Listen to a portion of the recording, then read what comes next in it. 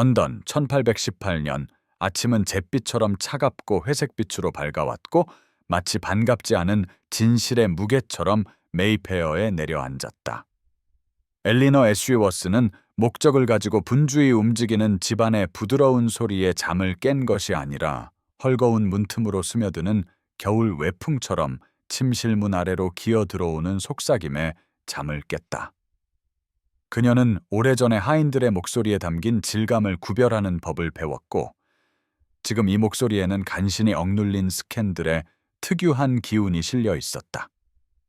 24살의 나이에 엘리너는 세상 사람들의 평가 속에서 자신의 위치, 즉 얼굴에 눈에 띄는 아름다움이 없고 몸매가 시심을 자극하지 않으며 지참금이 유일한 고려 대상인 맏딸들이 차지하는 보이지 않는 영역을 예리하게 인식하고 있었다.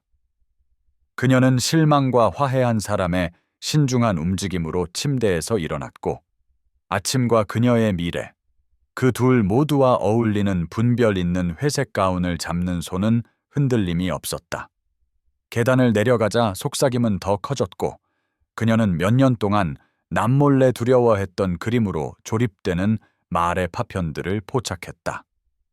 그녀의 아버지 애쉬워스 경은 늘어나는 빛과 커져가는 절망감이 오랫동안 위협해왔던 일을 마침내 저지르고 만 것이었다.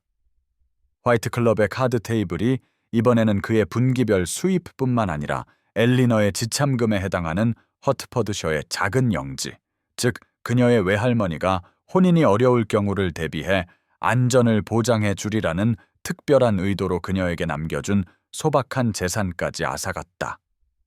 엘리너는 계단참에 멈춰 서서 난간을 너무 세게 잡아 어두운 나무 위에서 손마디가 하얗게 질릴 정도였다.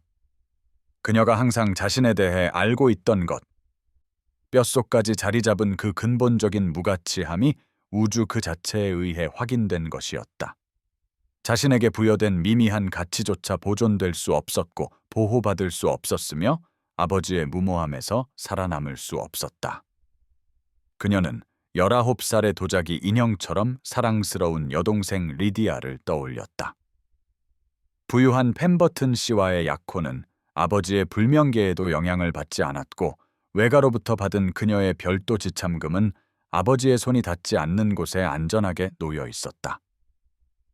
엘리너는 오랫동안 평범한 딸, 분별 있는 딸, 리디아가 무도회장을 누비며 아름다운 아이들을 낳는 동안 늙어가는 부모님을 돌보기 위해 집에 남을 딸로서의 역할을 받아들였다. 그러나 그녀는 가장 사적인 생각 속에서도 거의 인정하지 않았던 하나의 작고 비밀스러운 희망을 품어왔다. 허트퍼드셔의 영지가 언젠가 자신만의 작은 집, 조용한 존엄의 장소, 다른 사람의 집에서 영원히 결혼하지 않은 이모로 사는 것으로부터의 피난처를 제공해 줄지도 모른다는 희망이었다.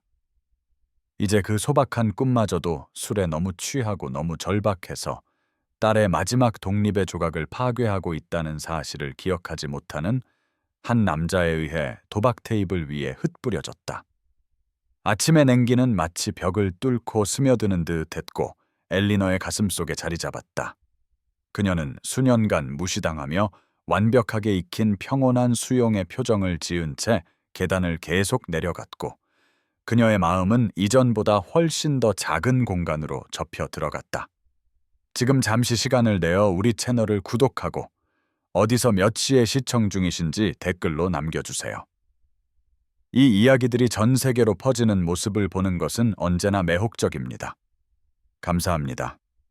트레메인 공작은 목요일 저녁을 화이트클럽에서 보낼 생각은 없었지만 해운 투자에 관한 사업 대리인의 편지 때문에 런던에 와야 했고 그 클럽은 텅 빈 타운하우스의 방들로부터 피할 수 있는 어느 곳 못지않은 좋은 피난처를 제공했다. 세바스찬 블레구드는 25살의 자귀를 물려받았고 그 후 7년 동안 이제 모든 것에 대한 그의 접근 방식을 지배하는 것과 동일한 전략적 정밀함으로 그의 영지를 관리해왔다. 이는 그를 상당한 상속재산 이상으로 부유하게 만들었고 부가 해결할 수 없는 방식으로 고립시킨 특성이었다. 그는 거의 2시간 동안 애쉬워스 경이 절망적인 도박에 빠져드는 것을 지켜보며 연승 중인 남자의 자신감에서 나오는 무모함이 아니라 파국적인 손실을 만회하려는 사람의 공황 상태에서 비롯된 특유의 무모함을 주목했다. 세바스찬은 그런 남자들을 전에도 본 적이 있었다. 그들이 가족의 가보와 시골 영지, 그리고 자신들에게 의존하는 사람들의 안위를 걸면서 다음 판이 모든 것을 되돌려줄 것이라고 스스로에게 말하는 것을 지켜보았다. 애쉬워스가 떨리는 손으로 비뚤어진 크라바트를 한 채 허트퍼드셔의 작은 부동산 증서를 테이블 위에 놓았을 때 그는 그것이 딸의 상속재산이지만 어차피 말뚝처럼 평범해서 그게 필요할 것 같지도 않다고 중얼거렸다. 결코 오지 않을 미래를 위해 자원을 보존하는 것보다 가족의 당면한 상황을 안정시키는 것이 낫다는 것이었다. 세바스찬은 그 말들, 한 사람의 존재 전체에 대한 그 무심한 묵살, 누군가의 가치를 결혼 가능성으로 축소하고 그 결혼 가능성을 외모로 축소하는 그 말에 가슴속에 무언가 차가운 것이 내려앉는 것을 느꼈다. 그는 게임에 참여할 계획이 없었고 벽난로 근처에서 브랜디를 마시며 그런 낭비를 경멸하며 지켜보는 것에 만족했지만 그는 자신이 일어서서 자신의 판돈을 걸고 있는 것을 발견했다. 그리고 30분 안에 그는 자신에게는 아무 쓸모없는 부동산의 증서를 손에 쥐게 되었고 애쉬워스 경은 아직 자신의 손실의 정도를 완전히 이해하지 못한 남자의 멍한 표정으로 클럽에서 비틀거리며 나갔다. 세바스찬은 테이블 위에 문서를 놓은 채 남아 다른 남자들이 그런 재앙이 불러일으키는 판단과 매혹이 뒤섞인 채로 애쉬워스의 어리석음에 대해 토론하는 것을 들었다. 그때 그는 그 평범한 딸, 모두가 결혼할 수 없다고 여기는 딸, 그녀의 유일한 안식처가 너무 이기적이거나 너무 망가져서 그녀를 보호하지 못한 아버지에 의해 녹색 모직물 위로 흩뿌려진 딸에 대해 원했던 것보다 더 많은 것을 알게 되었다. 펜버튼 경은 자신의 약혼녀가 더 젊은 애쉬워스가의 딸로 다행히도 외가 친척들로부터 별도의 지참금을 물려받은 미인이라고 언급했다. 그리고 그의 미래의 처형이 될 여자는 각지고 진지하기만 한 불쌍한 존재가 아니냐며 책을 너무 많이 읽고 자신과 상관없는 일에 대해 의견을 내는 부류라고 말했다. 뒤은 웃음소리는 세바스찬의 가슴속에 돌처럼 자리 잡았고 그는 조심스럽게 증서를 접어 재킷 주머니에 넣었다. 그는 실제 가치와는 아무 상관없는 척도로 관찰되고 부족하다고 여겨지는 것에 대해 어느 정도 알고 있었고 온갖 잘못된 이유로 가치 있게 여겨지는 데서 오는 특유의 고립감을 알고 있었다. 그리고 그는 가슴속에 차가운 것이 더 날카로운 무언가로 부당함을 수동적으로 관찰하는 대신 행동을 요구하는 무언가로 변해 있었다는 것을 발견했다. 그 소식은 도박과 재정적 파멸과 관련된 스캔들에만 유보된 특유의 속도로 메이페어 사교계를 통해 퍼져나갔고 그 회색 아침의 오후가 되자 엘리너는 어머니와 여동생을 따라 펜버튼 부인의 주간 살롱에 동행하고 있는 자신을 발견했다. 이는 그들이 일어나지 않은 척하고 있는 바로 그 불명예를 확인하지 않고는 피할 수 없는 의무였다. 엘리너는 평소 입던 짙은 파란색 드레스를 입고 있었다. 그 드레스는 2번이나 수선되었음에도 여전히 그녀의 몸에 약간 헐렁하게 걸쳐 있었고 그녀의 갈색 머리는 단순한 스타일로 정돈되어 있었다. 경험상 어떤 리본이나 컬도 자연이 아름답게 만들기를 거부한 것을 변화시킬 수 없다는 것을 알았기에 유행하는 화려함을 시도하지 않았다. 그녀는 유행이 작은 체구를 선호하는 곳에서 키가 컸고 부드러움이 칭송받는 곳에서 각졌으며 남자들이 아무것도 묻지 않고 장식적인 침묵을 약속하는 미소를 선호하는 곳에서 진지한 표정을 지었다. 반면 그녀의 여동생 리디아는 크림색과 금색의 피부색을 완벽하게 돋보이게 하는 장밋빛 실크 옷을 입고 있었고 그녀의 컬은 예술적인 풍성함으로 정돈되어 있었으며 그녀가 모인 여성들에게 인사를 건넬 때의 웃음소리는 어디에서나 환영받는다는 것을 한 번도 의심해 본 적 없는 사람의 자신감처럼 음악 같았다. 엘리너는 창가 구석의 평소 자리를 잡았다.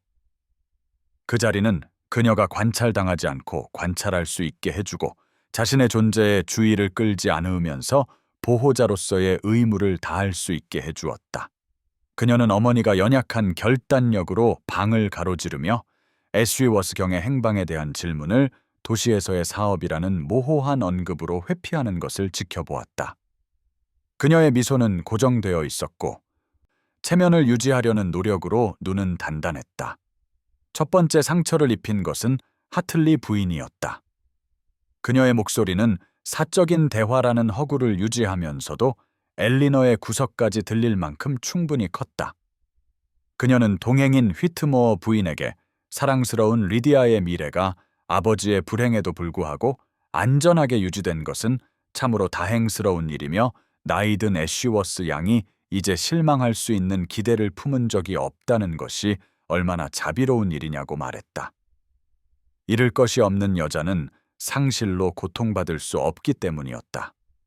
휘트모어 부인은 재정적 불안을 전혀 겪어보지 않은 여성들의 동정적인 잔인함으로 동의하며 엘리너는 항상 분별 있는 사람이었으니 어떤 여성은 결혼을 위해, 다른 여성은 가족의 실질적인 지원을 위해 태어났다는 것을 분명히 이해할 것이며 결코 자신의 것이 될 운명이 아니었던 것을 향해 손을 뻗는 보기 흉한 절박함 없이 자신의 자리를 받아들이는 데에는 위험이 있다고 덧붙였다. 엘리너는 창밖의 정원에 시선을 고정하고 손은 무릎 위에 숨쉬는 것처럼 자연스러워진 평온함으로 모아두었으며 얼굴은 그 말들이 깊은 물속의 돌처럼 가슴에 와닿는 방식을 전혀 드러내지 않는 정중한 관심의 표정을 짓고 있었다.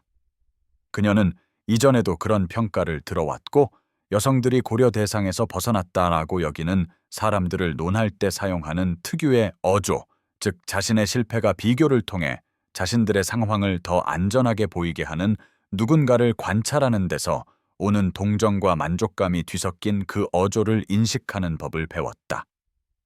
그 카드는 화요일 아침에 도착했다.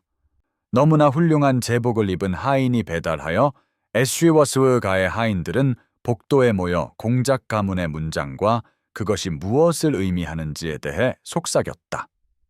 엘리너가 응접실에서 아버지의 셔츠 중 하나를 꿰매고 있을 때 어머니가 불신과 계산이 똑같이 뒤섞인 표정으로 문을 박차고 들어왔다. 트레메인 공작이 그날 오후에 방문 허가를 요청했다는 것이었다.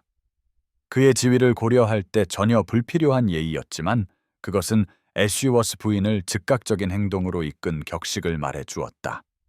그녀의 명령은 놀란새처럼 집안을 날아다녔고 하인들은 몇 달 동안 사용하지 않은 은식기를 닦고 응접실에 꽃을 장식하며 공작의 검사에 합당한 차 서비스를 준비하기 위해 허둥지둥 움직였다. 엘리너는 바느질을 옆으로 치워두고 자신이 아무 역할도 없는 연극을 관찰하는 사람의 차분한 무관심으로 어머니의 지시를 들었다. 그녀는 이 방문이 리디아에 관한 것이라는 것을 즉시 이해했다.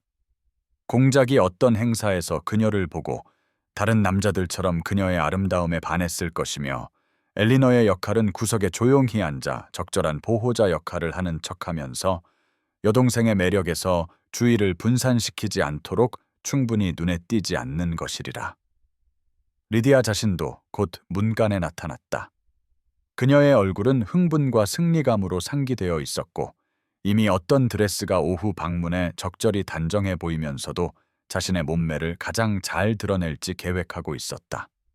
엘리너는 언제나처럼 돕기 위해 일어섰고 여동생을 따라 그들이 리디아의 약혼으로 그녀가 자신의 방을 갖게 될 때까지 함께 썼던 침실로 올라갔다.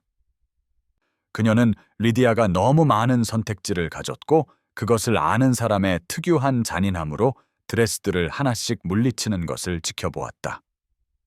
연분홍색은 너무 소녀 같고 녹색은 너무 대담하며 흰색은 너무 신부 같았다. 엘리너는 여동생이 마침내 섬세한 자수가 놓인 크림색 모슬린 드레스를 선택할 때까지 인내심 있게 조용히 서 있었다. 그 드레스는 정말로 그녀를 그림에서 나온 듯한 모습으로 온통 금색과 장밋빛 그리고 교묘한 순수함으로 만들어 주었다.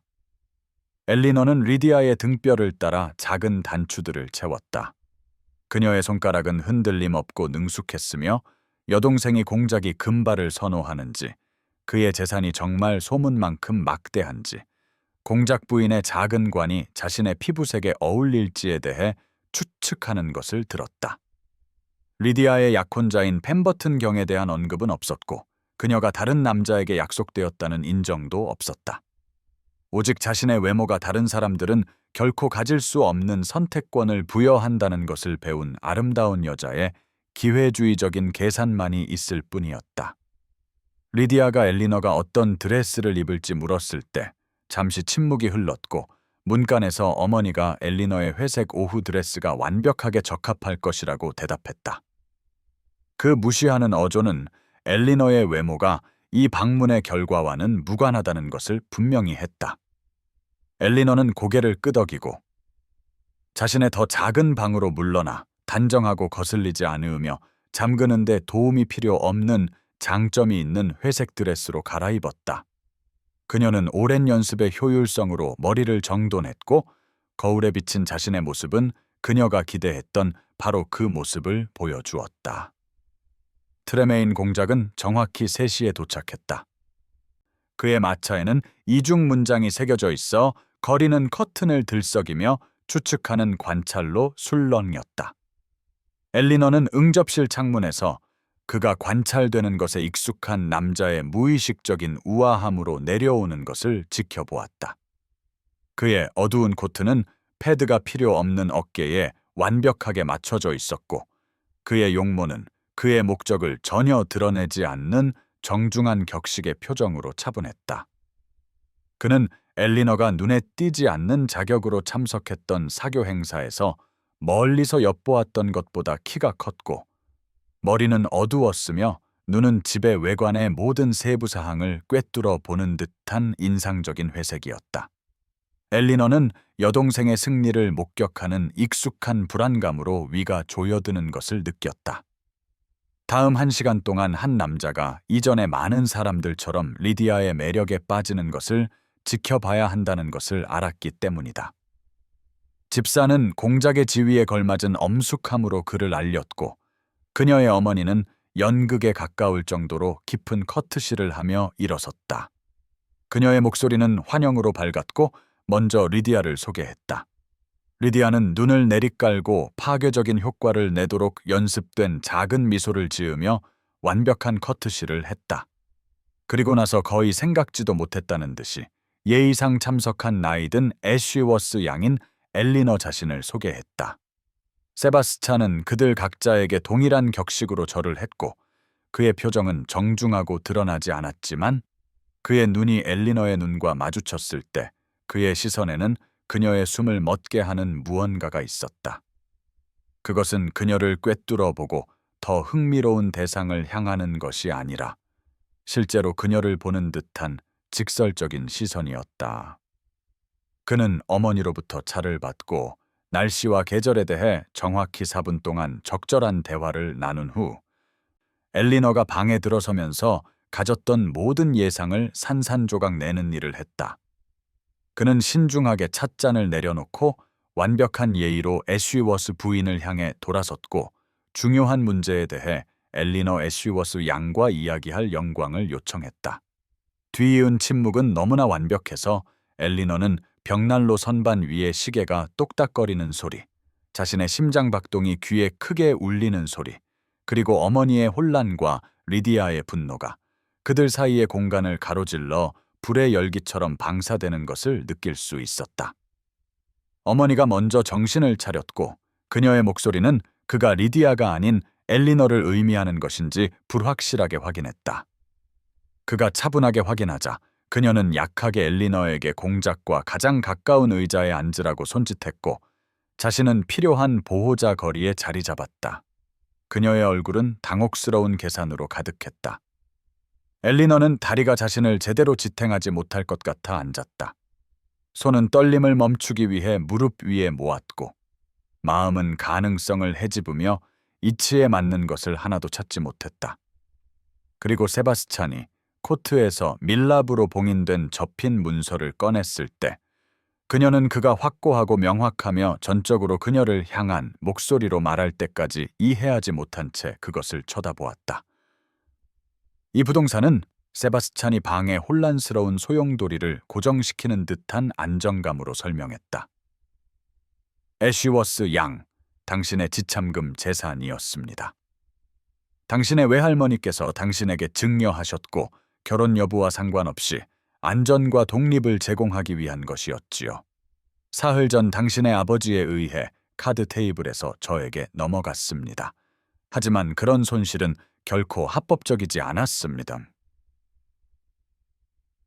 그 부동산은 애초에 그분이 걸 수 있는 것이 아니었기 때문입니다. 엘리너는 그가 그들 사이의 작은 테이블 위에 놓은 문서를 쳐다보았다. 응접실 창문을 통해 들어오는 오후의 햇살에 밀랍 인장이 희미하게 빛나고 있었고 그녀의 마음은 그의 말 뒤에 숨겨진 의미를 처리하기 위해 애썼다. 그동안 그녀의 심장은 수년간 희망하지 않도록 배운 끝에 조심스럽게 쌓아올린 제약에 맞서 느리고 고통스러운 팽창을 시작하고 있었다. 그는 같은 침착한 어조로 계속 말했다. 그는 자신의 변호사와 함께 조사하여 더비셔의 소장농 농장과 소박한 집이 있는 작은 영지인 그 부동산이 할머니의 유언에 의해 명시적으로 그녀에게 상속되었으며 그녀의 아버지가 그것을 담보로 사용한 것은 불법이었고 증서는 정당하게 그녀의 것이며 그는 단지 빼앗긴 것을 돌려주는 것뿐이라고 설명했다.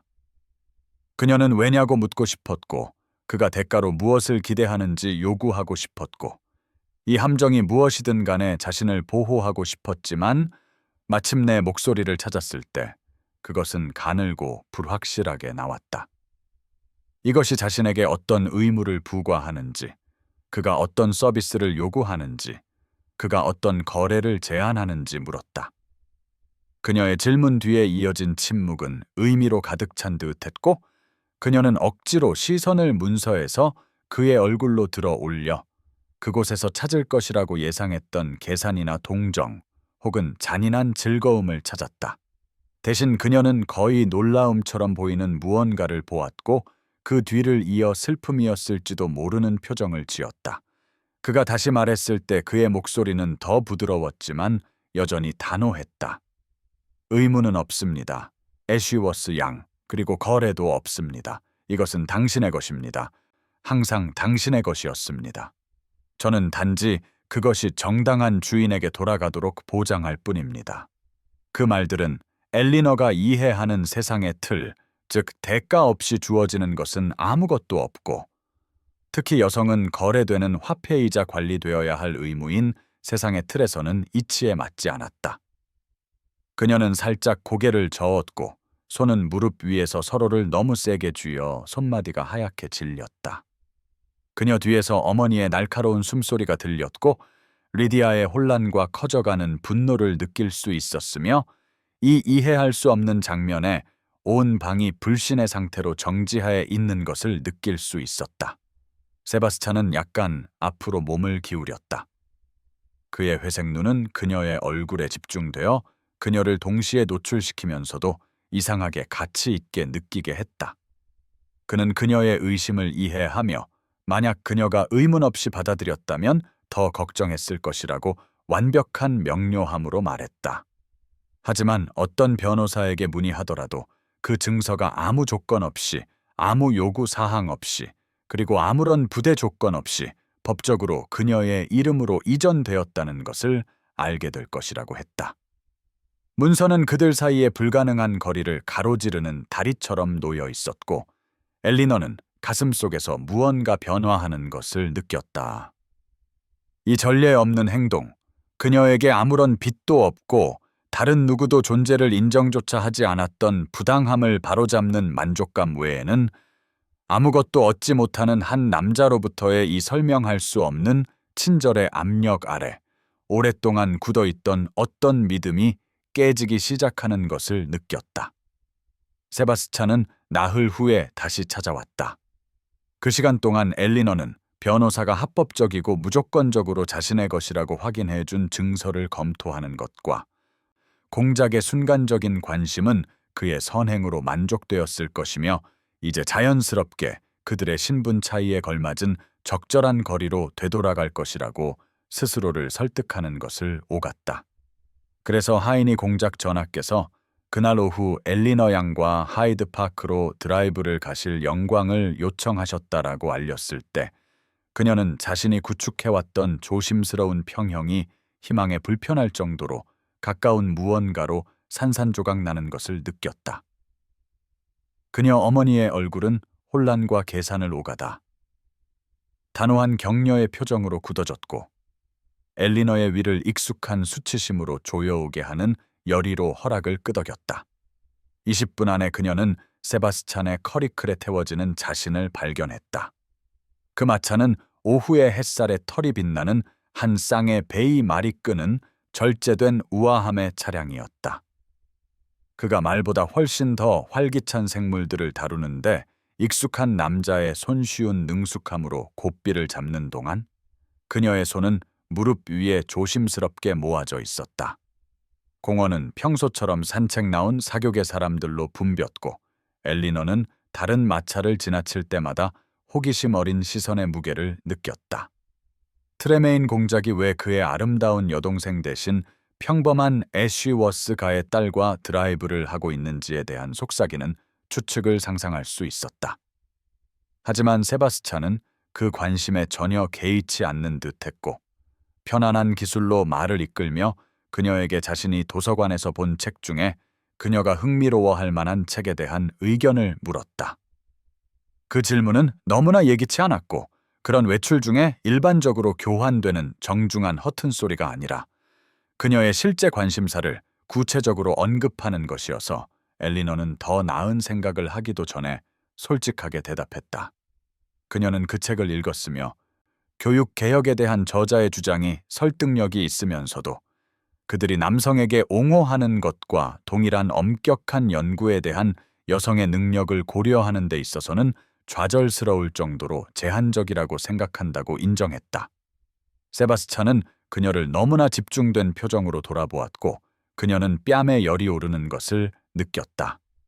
그는 만약 교육 시스템을 설계할 권한이 주어진다면 어떤 한계를 해결할 것인지 물었고 그의 어조는 그녀가 의견을 잠재우는 것을 잊었을 때 예상하게 된 후원적인 즐거움이 아니라 진정한 관심을 암시했다. 그녀는 처음에는 조심스럽게 그리고 나서 점점 더 편안하게 이야기하는 자신을 발견했다. 고전 언어와 수학 연구에 대한 접근, 여성의 마음이 도구적이기보다는 장식적이라는 가정, 인구의 절반의 지적 잠재력 낭비에 대해 이야기했다. 그는 방해 없이 들었고 때때로 그녀가 말을 끝내기를 단순히 기다리는 것이 아니라 실제로 그녀의 말을 고려하고 있음을 보여주는 질문을 했다. 말들은 여유로운 속도로 걸었고 엘리너는 자신의 생각이 용납되어야 할 괴짜 취급이 아니라 가치 있는 기여로 취급받는 전례 없는 감각을 경험했다. 세바스찬이 그녀의 아이디어가 자신이 참여하는 특정 철학 서클과 밀접하게 일치하며 그들의 출판된 논문 중 일부를 읽는 것을 즐길지도 모른다고 말했을 때 그녀는 가슴속에서 위험한 무언가가 피어나는 것을 느꼈다. 그것은 그녀가 억누르도록 스스로를 가르쳤던 희망처럼 무섭게 느껴지는 연약하고 조심스러운 펼쳐짐이었다. 하이드파크를 통한 드라이브는 24시간 안에 열띤 추측의 대상이 되었고 트레메인 공작이 눈에 띄지 않는 맏딸 애쉬워스에게 보이는 기묘한 관심에 대한 속삭임이 응접실과 찻상 위를 맴돌았다. 엘리너는 그 가십을 파편과 뉘앙스로 들었고 그것은 그녀를 한편으로는 특별한 동정의 대상으로 다른 한편으로는 분별력과 까다로움으로 알려진 남자의 이해할 수 없는 기벽의 대상으로 묘사했다.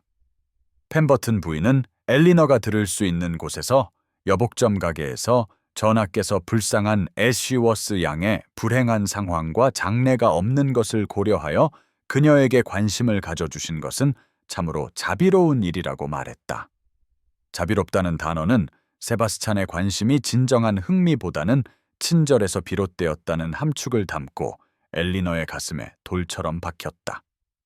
하트웰 부인은 대여 도서관에서 부인들 무리에게 아마도 공작은 전통적인 미의 기준에 반하는 기묘한 취향을 가졌을 것이라고 추측했고 이 말은 엘리너가 떨리는 손으로 잡고 있는 책에 몰두한 척하는 동안 의미심장한 눈빛과 간신히 억제된 웃음을 자아냈다. 더욱 고통스러운 것은 세바스찬이 일종의 사회적 실험을 하고 있거나 그녀의 아버지에게 진 빚을 갚고 있다는 추측이었다. 이 이론들은 엘리너 자신의 가장 깊은 두려움과 너무나 완벽하게 일치하여 그가 교육에 대한 그녀의 생각에 귀 기울였던 방식과 그의 질문이 정중한 관용이 아닌 실제적인 참여를 시사했던 기억에도 불구하고 그것들을 떨쳐버릴 수 없었다. 집에서는 미묘하고도 심오한 방식으로 분위기가 바뀌었다. 어머니는 갑자기 엘리너의 외모와 활동에 관심을 보이며 새로운 드레스와 머리 스타일을 제안했다. 그 관심은 애정 어린 것보다 계산적으로 느껴졌고 마치 엘리너가 하룻밤 사이에 실망스러운 짐에서 적절한 관리와 전시가 필요한 잠재적 자산으로 변모한 것 같았다. 리디아의 반응은 적대감에 있어서 더 직설적이었다. 세바스찬의 이름이 언급될 때마다 그녀의 아름다운 얼굴은 분노로 굳어졌고 그녀는 엘리너가 훨씬 낮은 지위와 재산을 가진 남자들로부터도 관심을 끌지 못했으면서 공작으로부터 관심을 받는 것이 얼마나 놀라운지에 대해 날카로운 말을 했다. 여동생의 목소리에 담긴 질투는 엘리너가 마침내 남성의 관심을 목격하는 사람이 아니라 받는 사람이 되었다는 어떤 만족감을 주어야 했지만 대신 그것은 이 상황이 일시적이고 부자연스러우며 세바스찬이 자신의 실수를 깨닫거나 그의 초기 친절을 촉발한 어떤 충동의 실증이 났을 때 필연적으로 바로잡힐 짧은 일탈이라는 그녀의 내면적 확신을 증폭시킬 뿐이었다. 엘리너는 그들의 대화를 기억할 때마다 일어나는 희망의 위험한 확장, 즉 그녀가 교육 철학에 대해 이야기할 때 그녀의 말이 중요한 것처럼 그녀를 바라보던 그의 방식과 공작이 도박으로 지참금을 잃은 무모한 아버지를 둔 여자처럼 아름답고 뛰어난 여자들을 선택할 수 있을 때 결코 진지하게 그녀를 추구하지 않을 것이라는 압도적인 가능성의 무게 사이에 갇힌 자신을 발견했다. 그녀는 그의 철수의 징후를 찾기 시작했고 그의 방문이 멈추고 주목받던 짧고 이상한 막간이 기억 속으로 사라지는 필연적인 순간, 즉 눈에 띄지 않는 여성들이 속한 그림자가 자신의 적절한 자리라는 또 다른 확인을 위해 스스로를 준비하기 시작했다. 초대장은 하이드파크 드라이브 사흘 후에 도착했다. 공작의 인장이 찍힌 두꺼운 크림색 봉투에는 다음 토요일 트레메인 하우스에서 열리는 가든 파티에 애쉬워스 가족을 초대하는 요청이 담겨 있었다. 엘리너는 어머니의 얼굴이 모성애보다는 장사꾼처럼 느껴지는 흥분으로 변하는 것을 보았고 리디아의 표정은 자신의 다가오는 결혼식이 아닌 다른 사람의 장례가 가족의 주된 관심사가 된 것에 대한 간신히 감춘 분노로 일그러졌다. 마차가 끝없이 펼쳐진 듯한 부지로 열리는 문을 통과했을 때 영지 자체는 엘리너의 숨을 멎게 했다. 잘 가꾸어진 잔디밭은 전략적인 야생으로 이어졌고 화원은 예술성과 절제를 동시에 암시하는 패턴으로 배열되어 있었으며 여튼 돌로 지어진 집은 과시 없이 웅장함을 전달했다. 그 고전적인 선들은 저속한 전시가 필요 없는 오래된 돈과 더 오래된 위엄을 말해 주었다.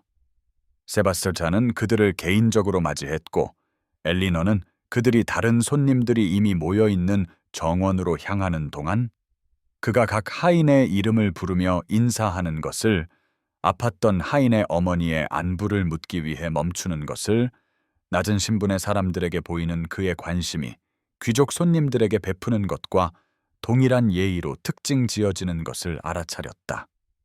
그리고 그녀는 많은 그의 계급의 남자들이 무기처럼 사용하는 피상적인 매력을 넘어선 인격의 증거에 가슴속에서 무언가 변화하는 것을 느꼈다. 정원에는 약 40명의 손님이 있었고 지식인과 엄선된 귀족들이 조심스럽게 섞여 있었다. 엘리너는 자신이 읽었던 철학자, 여성 교육에 대한 에세이가 엘리너 자신의 생각을 형성했던 블루스타킹, 그리고 그녀가 암송했던 시인에게 소개되는 자신을 발견했다. 그리고 그녀는 세바스찬이 단순히 평소의 사교계 사람들을 불러 모으는 대신 그녀의 관심사를 반영하는 손님 목록을 구성했다는 것을 경이롭게 깨달았다. 그녀는 장미 아치 근처에 서서 펜버튼 부인이 현대 젊은 여성들의 충격적인 뻔뻔함에 대해 열변을 토하는 것을 반쯤 듣고 있을 때 그 부인이 거짓된 다정함으로 엘리너에게 돌아서서 전하께서 자선 사업에 그렇게 자비롭게 기울어져 계신 것이 다행이라고 말했다. 그렇지 않았다면 불쌍한 애쉬워스 양은 결코 이런 웅장한 저택을 방문할 기회가 없었을 것이라고. 엘리너가 뜨거운 수치심이 가슴을 채우는 것을 뚫고 대답을 소환하기 전에 세바스찬의 목소리가 빙하 같은 정밀함으로 오후의 공기를 갈랐다. 그는 애쉬워스 양의 지적인 동반이 일부 사람들이 성취라고 여기는 공허한 사회적 영위보다 훨씬 더 가치 있다고 생각하며 가치를 외모가 아닌 인격으로 측정하는 여성은 자신이 깎아내리려는 사람들보다 자신의 한계에 대해 더 많이 드러낸다고 말했다. 뒤이은 침묵은 절대적이었고 펜버튼 부인의 얼굴은 충격과 굴욕을 거쳐 중얼거리는 변명과 함께 물러났다. 엘리너가 감히 세바스찬을 힐끗 보았을 때 그는 그녀를 강렬하게 바라보고 있었고 그 시선에 그녀의 심장은 우리에 갇힌 절망적인 것 마냥 갈비뼈를 두드렸다. 그녀의 가치에 대한 그의 공개적인 변호는 어떤 사적인 선언보다 더 친밀했고 그녀는 억제하려고 애썼던 위험한 희망이 얼어붙은 사지에 온기가 돌아오는 것처럼 가슴에 퍼지는 것을 느꼈다. 희망은 취약성을 의미하고 취약성은 파괴적인 고통의 가능성을 의미했기 때문에 그것은 무서웠다. 세바스찬은 펜버튼 부인과의 대결 후 약 20분 후에 그녀의 팔꿈치 옆에 나타났다. 그의 표정은 차분했지만 그의 눈에는 엘리너가 정확히 이름 붙일 수 없는 무언가가 담겨 있었다. 그는 조용히 도서관을 보고 싶으냐고 물었고 그녀는 고개를 끄덕였다. 그가 제공한 공개적인 변호, 즉 그가 사회적 허식을 꿰뚫고 잔인함을 사과나 완화 없이 그대로 명명한 방식 때문에 심장이 여전히 뛰고 있어 말이 불가능해 보였기 때문이다. 도서관은 집의 동쪽 날개를 전부 차지하고 있었고 지혜와 지식의 고전적인 장면을 묘사한 그림이 그려진 천장까지 2층 높이로 책장이 솟아있는 학문의 대성당이었다. 늦은 오후의 햇살이 높은 창문을 통해 들어와 부르고뉴, 숲녹색, 자정 파랑 색조의 가죽 장정을 비추었고 낡은 종이와 밀랍 냄새가 향처럼 그들을 둘러쌌다. 세바스찬이 그들 뒤에서 문을 닫았을 때 그는 예의상 요구되는 정확한 너비만큼 문을 열어두면서도 그들에게 사생활에 가까운 무언가를 제공했다. 그는 그녀가 조용한 만족의 표정으로 컬렉션을 감상하는 것을 지켜보았고 엘리너는 보이지 않는 실에 이끌린 듯 책장으로 다가갔다. 그녀의 손가락은 책등을 따라가며 그녀가 접근하기를 갈망했던 작품들, 즉 이야기가 성취할 수 있는 것에 대한 그녀의 이해를 형성한 철학적 논문, 과학 저널, 소설의 초판본들의 제목을 읽었다. 그녀는 교육 이론에 관한 섹션 앞에서 멈춰서서 메리 울스턴 크래프트의 책 한 권을 꺼냈다. 그녀는 그 책을 발췌본으로만 읽었었다. 세바스찬의 목소리가 그녀의 어깨 뒤에서 들려왔다. 그의 어머니가 여성 교육에 관한 대부분의 책을 수집했으며 그녀는 여성의 마음이 사회가 그들에게 성취만을 먹이고 실질적인 사고에 대한 접근을 제한하려는 결심 때문에 굶주리고 있다고 믿었다고 말했다. 엘리너는 돌아섰을 때 그가 생각보다 가까이 있는 것을 발견했다. 그의 헤이즐넛색 눈에서 녹색 반점을 볼 수 있을 만큼 샌달우드와 그만의 독특한 향기를 맡을 수 있을 만큼 가까웠다. 그녀는 자신이 그의 어머니가 자신과 같은 사람에 대한 그의 관심에 대해 어떻게 생각했을지 묻는 것을 들었다. 이 상황이 현실일 수 있다는 그녀의 지속적인 불신을 너무 많이 드러냈기 때문에 즉시 질문을 후회했다. 세바스찬은 그녀의 숨을 멎게 하는 강렬함으로 그녀의 시선을 붙잡고 그의 어머니는 엘리너에게서 자신이 본 바로 그것, 즉 능력보다는 환경에 의해 제약된 마음, 사회가 할당한 작은 공간으로 스스로를 압축하는 법을 배웠지만 그 압축에 의해 근본적으로 줄어들지 않은 정신을 인식했을 것이라고 말했다. 그녀는 눈물이 핑 도는 것을 느꼈다. 이 묘사는 그가 그녀의 한계가 아니라 그녀의 잠재력을, 그녀가 부족한 것이 아니라 모든 것을 줄이려는 노력에도 불구하고 그녀가 소유한 것을 보았음을 시사했기 때문이다. 그녀는 위층 책장을 살펴보는 척하며 돌아섰다. 너무나 철저히 이해받는 것의 위험한 친밀함으로부터 거리가 필요했다. 도서관에는 2층 갤러리로 이어지는 나선형 계단이 있었는데 치마를 입고 조심스럽게 이동해야 하는 좁은 단철 계단이었다. 엘리너는 움직임이 정지보다 안전하게 느껴져 허락을 구하지 않고 올라갔다.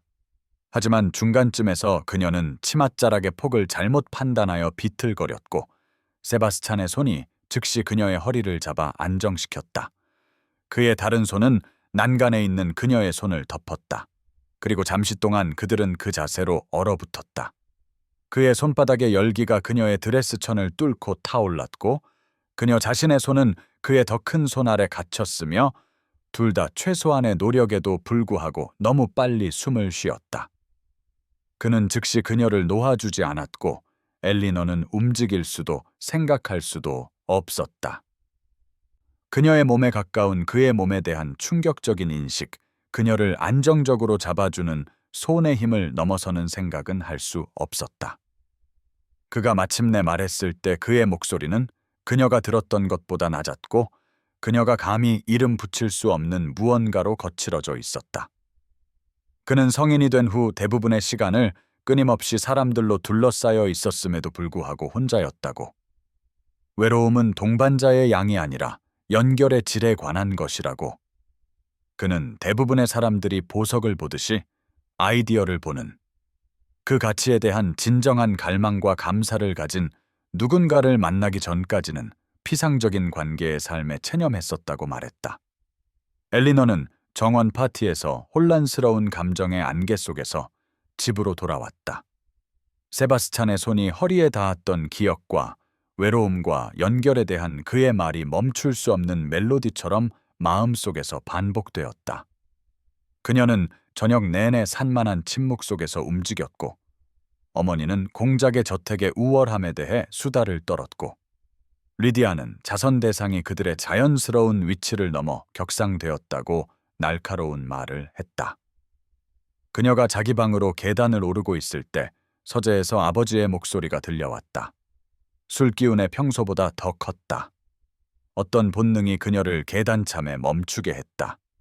엿듣는 것이 부적절하고 종종 고통스럽다는 것을 알면서도 공작과 엘리너라는 단어가 부분적으로 열린 문을 통해 분명히 들려왔고 그녀는 그 자리에 얼어붙은 자신을 발견했다. 손은 난간을 꽉 잡았다. 애쉬워스 경의 목소리는 사업 문제를 논의할 때 사용하는 활기찬 톤을 띠고 있었다. 그는 보이지 않는 누군가, 아마도 그의 사무대리인과 이야기하고 있었고 그녀는 그가 공작의 관심이 적절하게 관리된다면 가문의 재정을 회복시킬 수 있는 예상치 못한 행운이라고 말하는 것을 들었다. 엘리너는 평범하고 감사할 줄 아는 아이라 그렇게 높은 지위의 결혼을 확보하기 위해 필요한 것은 무엇이든 할 것이며 그 아이는 다른 장래가 없으니 이것이 짐이 아닌 다른 무언가가 될 유일한 기회라는 것을 알고 있을 것이라고 말했다. 엘리너는 그 말들이 물리적인 타격처럼 가슴에 와닿는 것을 느꼈다. 각각의 말은 그녀의 가족이 그녀를 어떻게 보는지에 대해 그녀가 항상 의심했던 것을 확인시켜 주었다. 거래될 상품, 해결될 문제, 그녀의 무가치함이 세바스찬의 설명할 수 없는 관심을 통해 마침내 어떤 목적에 기여할 수 있는 행운의 사고. 아버지는 점점 더 상스럽게 말을 이어갔다. 엘리너가 공작이 제정신을 차리기 전에 어떤 수단을 동원해서든 그의 애착을 확보하도록 격려해야 한다고. 평범한 여자들은 예쁜 여자들이 거부할 수 있는 것을 제공해야 할 때가 많다고 제안했다. 그 함축은 너무나 명확해서 엘리너는 수치심이 열병처럼 몸을 태우는 동안에도 목구멍에 담즙이 차오르는 것을 느꼈다. 그녀는 그때 움직였다. 더 듣기 전에 자기 방으로 도망쳤다. 문을 닫고 등을 기댄 채 손이 떨렸다. 너무 빨리 숨을 쉬었고 지난 몇 주 동안 쌓아 올렸던 조심스러운 희망이 잿더미와 굴욕의 맛이 나는 무언가로 무너져 내리는 것을 느꼈다. 세바스찬은 이틀 후에 찾아왔고 엘리너는 그를 만나기를 거부했다. 아버의 대화를 엿들은 이후로 거의 잠을 못 잤기 때문에 완전히 거짓은 아닌 두통을 핑계댔다. 그녀는 공작과의 모든 상호작용을 되풀이하며 그의 친절을 동정의 렌즈로 그의 관심을 아버지가 그녀를 보는 것처럼, 즉 그의 이름의 안정을 위해 자신을 비하할 만큼 절박한 사람으로 볼 것이라는 가정하에 재해석하며 시간을 보냈다. 그는 다음 날 드라이브를 함께할 즐거움을 요청하는 쪽지를 보냈고 그녀는 정중하지만 단호한 거절을 보냈다. 그리고 그가 극장에 초대했을 때 또 한 번 그녀가 즐길 만한 책에 대해 논의하기 위해 방문해도 되겠냐고 물었을 때 세 번째 거절을 보냈다. 어머니는 혼란과 분노로 미칠 지경이었고 엘리너에게 공작의 관심을 거절하게 만든 무슨 광기가 씌었는지 따져 물었다. 하지만 엘리너는 이제 모든 초대가 자신의 상품화를 확인하는 것처럼 느껴진다고, 아버지가 그녀에게 그의 자기를 대가로 몸을 팔기를 기대한다는 것을 알면서 세바스찬과 마주 앉아 있을 수 없다고, 그 수치심 때문에 해결해야 할 문제 외에 다른 무언가처럼 잠시나마 느끼게 해준 유일한 사람과 마주하는 대신 완전히 사라지고 싶게 만든다고 설명할 수 없었다. 엘리너는 어머니가 방문객들과 함께 있는 아침 동안 피카딜리의 해처드 서점에서 피난처를 찾곤 했다. 가죽과 종이의 조용한 분위기 속에서 위안을 찾았고 그곳에서 그녀의 존재는 특별한 주목을 받지 않았으며 그녀에게 관심 외에는 아무것도 요구하지 않는 책들에 몰두할 수 있었다. 세바스찬으로부터 스스로를 고립시킨 지 나흘째 되는 날, 런던의 초여름 폭풍을 특징짓는 갑작스러운 폭우가 하늘에서 쏟아져 내렸다. 비가각의 창문을 너무 세게 두드려서 주인이 의심스러운 지붕 부분에서 떨어지는 물방울을 받기 위해 양동이를 옮기기 시작했다. 그녀가 새로 도착한 이탈리아시 번역본을 살펴보고 있을 때 문이 한바탕 바람과 비와 함께 열렸고 그녀는 고개를 들어 세바스찬이 들어오는 것을 보았다. 그의 그레이트 코트는 어깨 부분이 비에 젖어 어두워졌고 머리는 날씨 때문에 헝클어져 있었다. 가게를 가로질러 그들의 눈이 마주쳤을 때 엘리너는 가슴속에서 물리적이고 돌이킬 수 없는 무언가 같은 충격을 느꼈다.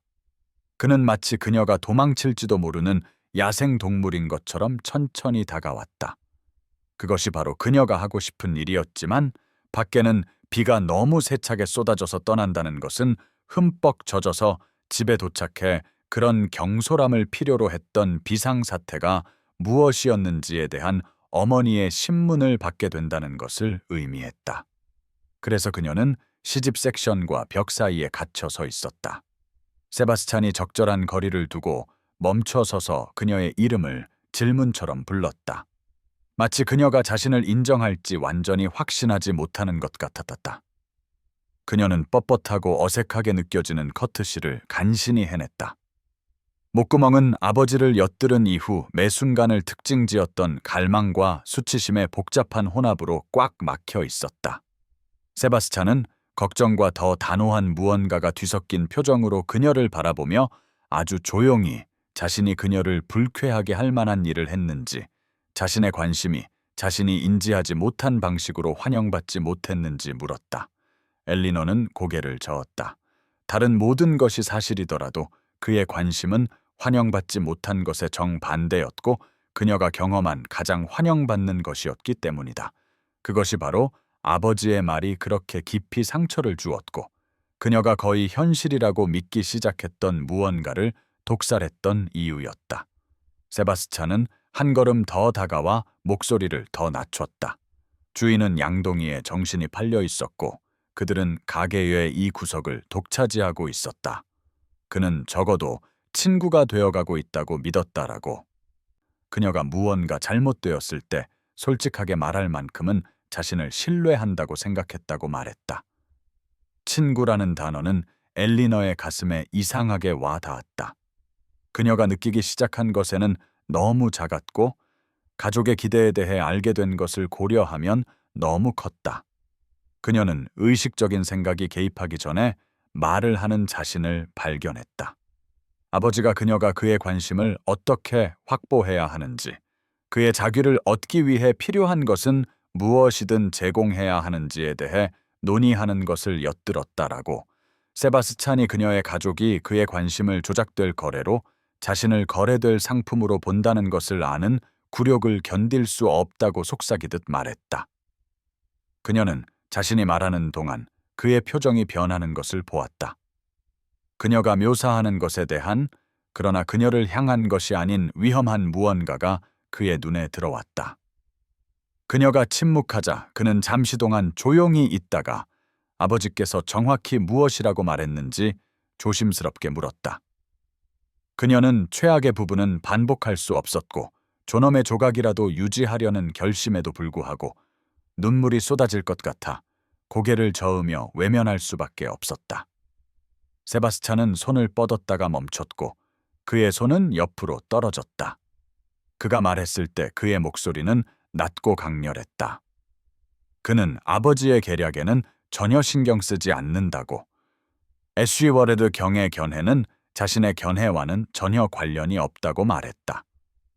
그가 엘리너의 동행을 구한 것은 그녀가 흥미롭고 지적이며 이 세상에서 귀한 자질들을 가진 진정한 사람이기 때문이라고. 만약 그녀가 자신이 그녀를 내재적 가치를 지닌 사람 외에 다른 것으로 생각한다고 믿는다면 그녀는 그의 성격이나 의도를 전혀 이해하지 못하는 것이라고 말했다. 세바스찬은 서점에서의 만남 이틀 후에 애쉬워스 저택을 방문했고 이번에 엘리너가 공작이 접견을 요청했다는 소식을 들었을 때 그녀는 그를 거절할 수 없다는 것을, 비가 내리던 어두운 가게에서 그가 그녀의 가치에 대해 너무나 강렬한 확신으로 말하여 그녀의 가슴속 무언가가 돌이킬 수 없이 희망 쪽으로 기울어진 후에는 다시 보호적인 고립 속으로 물러설 수 없다는 것을 알았다. 그는 거의 감추지 않은 기대를 품고 앉아있는 어머니가 있는 응접실로 안내되었다.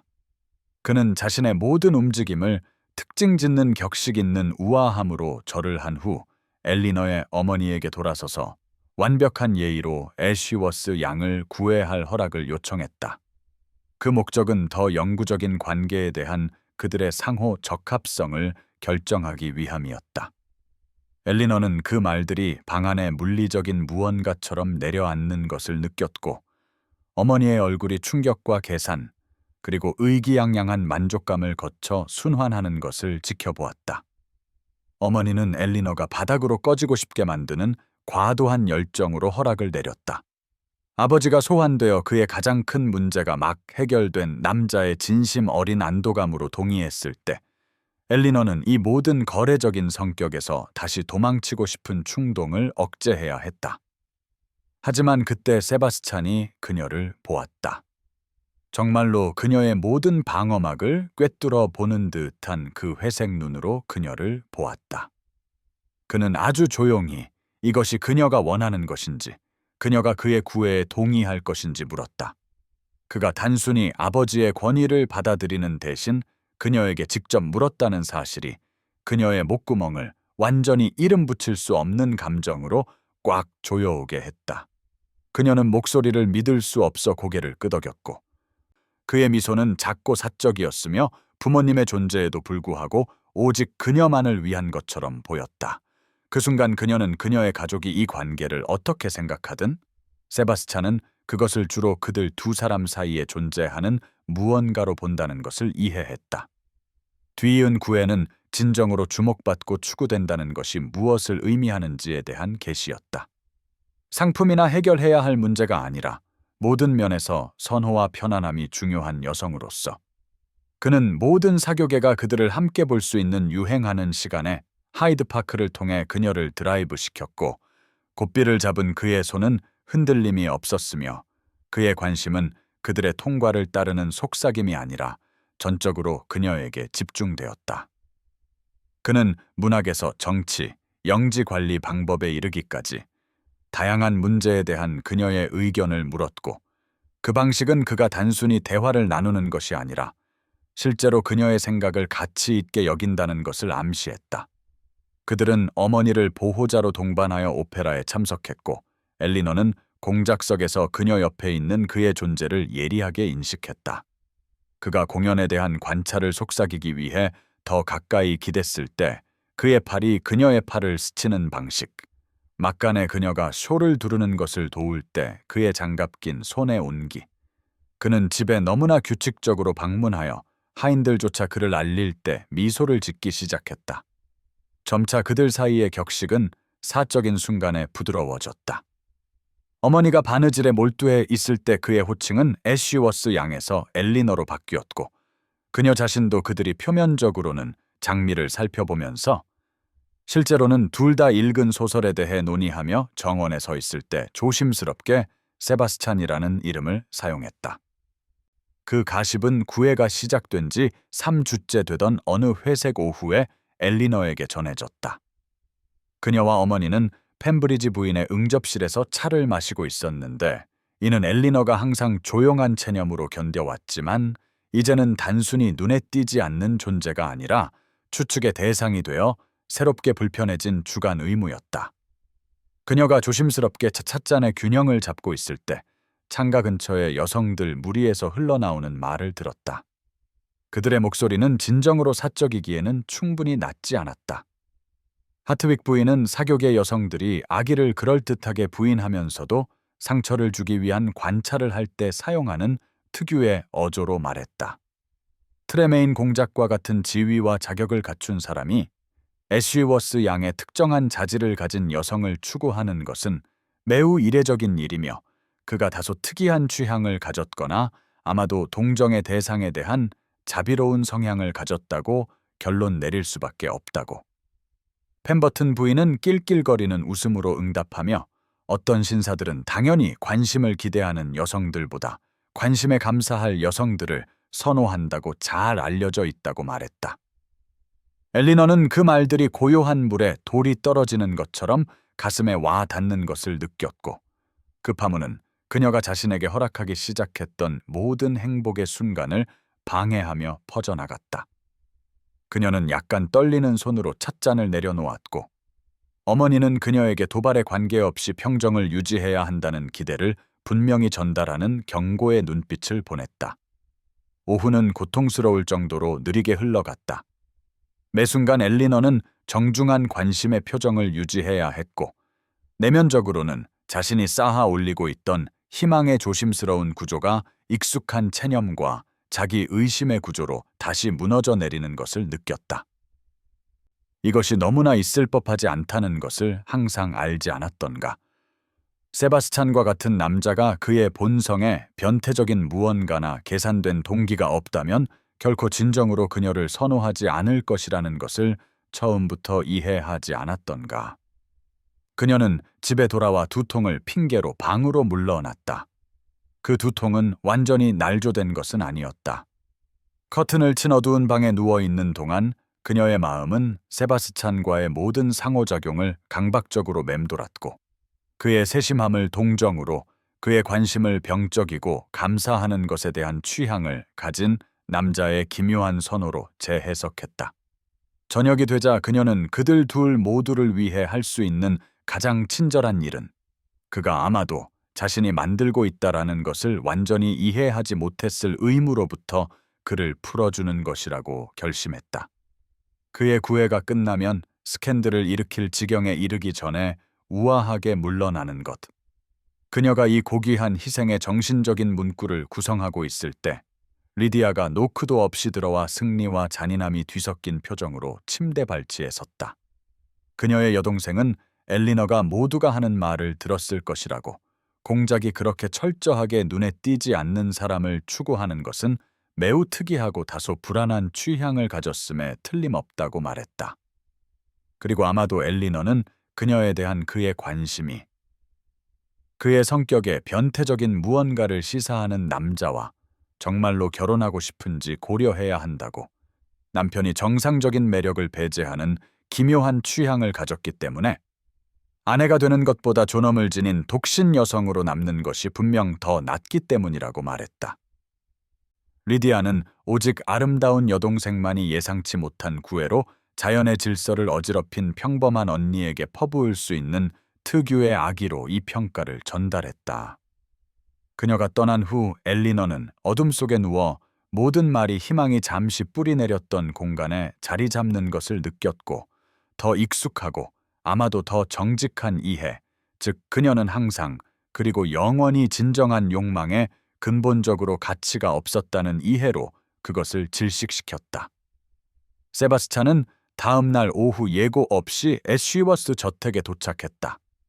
엘리너가 그의 방문 소식을 들었을 때 그녀는 몸이 좋지 않아 방문객을 맞을 수 없다고 전했다. 이는 누구도, 특히 공작 자신도 속지 않을 투명한 변명이었다.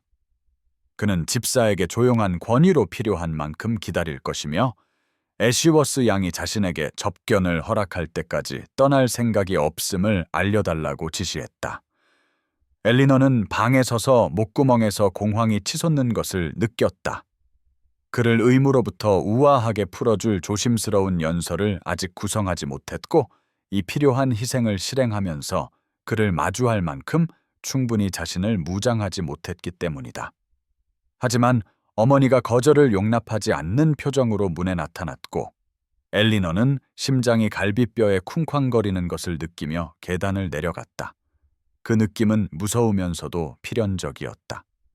그녀가 응접실에 들어갔을 때 그는 창가에 서 있었고, 어머니는 그의 얼굴을 한 번 보고는 재빨리 인접한 음악실에 자리를 잡기로 결정했다.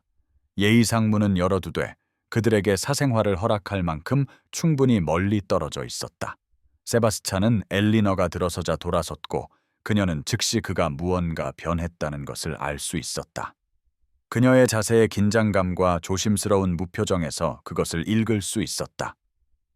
그는 방을 가로질러 그녀에게 다가와 아주 조용히 무슨 일이 있었는지, 그가 한 말에 그녀가 미소 지었던 마지막 만남과 그녀가 거의 그의 눈을 마주치지 못하는 이 순간 사이에 무엇이 변했는지 물었다. 엘리너는 잘못된 친절에서 비롯된 의무로 그를 부담시키고 싶지 않다는 연습한 말을 전하기 위해 입을 열었지만, 그의 시선의 강렬함 아래서 그 연설은 녹아내렸다. 대신 그녀는 너무나 솔직하게 자신이 동정심이나 변태적인 취향에 근거한 구애를 그가 계속하도록 양심상 허락할 수 없다는 것을 깨달았다고, 그가 그녀에게 느낄 수 있는 어떤 의무감카라모 그를 풀어준다고, 그리고 그의 지위에 더 적합하고 진정한 존경을 받을 만한 여성과 모든 행복을 누리기를 바란다고 말하는 자신을 들었다. 그녀의 말 뒤에 이어진 침묵은 온 방을 채우고 확장되는 듯했고, 세바스찬이 마침내 말했을 때 그의 목소리는 어떤 강력한 감정을 단단히 억제하고 있음을 시사하는 방식으로 낮고 통제되어 있었다. 그는 누가 그녀의 머릿속에 이런 생각을 넣었는지, 어떤 독이 속삭여져서 그녀에 대한 그의 관심이, 그가 존경하고 갈망하게 된 여성에 대한 남자의 자연스러운 성향 외에 다른 것이라고 그녀를 설득했는지 물었다. 갈망이라는 단어는 그들 사이에 물리적인 무언가처럼 내려앉았고 엘리너의 숨을 멎게 했다. 그가 그런 의미로 말했을 리가 없기 때문이었다. 그는 더 가까이 다가왔고 그녀는 저항할 수 없는 어떤 힘에 이끌린 듯 약간 비틀거리는 것을 느꼈다. 그는 명령과 간청이 뒤섞인 듯 그녀의 이름을 불렀고, 그의 손이 올라와 그녀의 얼굴을 감쌌다. 그 부드러움은 그의 표정의 격렬한 강렬함과 모순되었다. 그리고 나서 그는 그녀에게 키스했다. 그 열정은 그녀가 예의와 절제, 그리고 구애하는 커플 사이에 존재해야 할 조심스러운 거리에 대해 지금까지 가졌던 모든 가정을 산산조각냈다. 세바스찬은 다음 날 오후, 전날의 열정적인 혼란 이후 구애의 적절한 순서를 회복시키는 듯한 격식으로 돌아왔다. 엘리너는 어머니가 참석한 가운데 응접실에서 그를 맞았고, 아버지는 서재에서 소환되어 집안의 모든 사람이 중요한 대화가 될 것이라고 감지하는 것을 목격했다. 비록 엘리너 자신은 불신과 겁에 질린 희망 사이의 상태에 매달려 있어 숨을 제대로 쉬기 어려웠지만 말이다. 그는 어깨의 넓이와 그를 중요한 인물로 특징짓는 엄격한 우아함을 강조하는 짙은 파란색 고급 옷을 완벽하게 차려입고 있었다. 그가 들어설 때 그의 태도에는 참석한 모든 사람의 주의를 끄는 무언가가 있었다. 조용한 권위가 있어 아버지조차 의자에서 자세를 바로잡고 어머니는 이례적인 긴장감으로 치마를 매만졌다. 세바스찬은 부모님과 필수적인 인사를 나눈 후 엘리너에게 너무나 집중된 강렬함의 표정으로 돌아섰고 그녀는 뺨에 열이 오르는 것을 느꼈다. 그는 완벽한 예의로 그녀에게 정원에서 함께 걸을 영광을 주겠냐고 물었다. 그가 그녀와 논의하고 싶은 중요한 문제가 있었기 때문이었다. 그 요청은 의도가 투명했고 어머니는 기침으로 위장하려 한 작은 승리의 소리를 냈다. 그들이 타운하우스 뒤에 소박한 정원으로 내려간 후 몇 분 동안 침묵 속에서 걸었다. 그 공간은 엘리너에게 항상 비좁고 눈에 띄지 않게 느껴졌지만 이제 세바스찬이 그녀를 늙은 떡갈나무 아래의 작은 돌 벤치로 이끌면서 의미로 가득 찬 듯했다. 그가 그녀를 마주보려고 돌아섰을 때 그녀는 그의 격식 있는 태도에도 불구하고 그의 눈에 취약한 무언가가 있다는 것을 보았고 그것은 그녀 자신의 불확실성을 덜 외롭게 느끼게 했다. 그는 충동적인 결정을 내리는 사람이 아니었다라고, 그의 삶은 신중한 고려와 전략적 사고로 특징지어졌다라고 말하기 시작했다. 하지만 그녀의 존재와 그녀에게 행해진 부당함을 알게 된 순간부터 그는 논리나 계산을 넘어선 무언가에 이끌렸다고, 그리고 지난 몇 주 동안 그녀를 알게 되면서 그 충동은 훨씬 더 심오하고 부인할 수 없는 무언가로 변했다고 말했다. 그는 그때 그녀에게서 관찰한 구체적인 자질들에 대해 이야기했고 그의 설명의 세부 사항은 그녀를 놀라게 했다. 그는 모호한 칭찬이 아니라 그녀가 완전히 이해하지 못했던 강렬함으로 주의를 기울이고 있었음을 드러내는 특정 순간들을 목록화했기 때문이다. 차를 쏟은 서투른 하인에 대한 그녀의 친절, 지성과 진정한 호기심을 모두 보여주는 철학에 대한 그녀의 사려 깊은 질문, 무시당하는 상황에서의 그녀의 위험, 그녀가 경계를 낮출 만큼 안전하다고 느낄 때 드러나는 그녀의 건조한 유머, 누군가가 말할 때 그들의 말이 정말로 그녀에게 중요한 것처럼 완전한 주의를 기울여 듣는 방식, 그리고 쓰라리거나 위축되지 않고 수년간 간과당하는 것을 견딜 수 있게 한 성격의 힘을 언급했다. 그는 이러한 자질들이 사회가 너무 눈이 멀어 인식하지 못하지만 자신이 분명히 보고 다른 사람들이 소중히 여기는 모든 피상적인 속성보다 더 가치 있게 여기는 일종의 아름다움을 구성한다고 말했다. 그리고 그는 그녀가 누구인지에도 불구하고가 아니라 바로 그것 때문에, 즉 엘리너 애쉬워스가 그가 그녀에 대한 소식을 듣기 전까지는 자신이 찾고 있다는 것을 몰랐던 바로 그 여인이었기 때문에 사랑에 빠졌다라고 말했다. 엘리너 애쉬워스와 트레메인 공작 세바스찬. 트레메인의 약혼 발표는 목요일 아침 신문에 실렸고 그날 저녁까지 런던의 모든 세련된 응접실은 한 계절의 사회적 계산을 완전히 재조정하는 추측과 놀라움으로 술렁였다.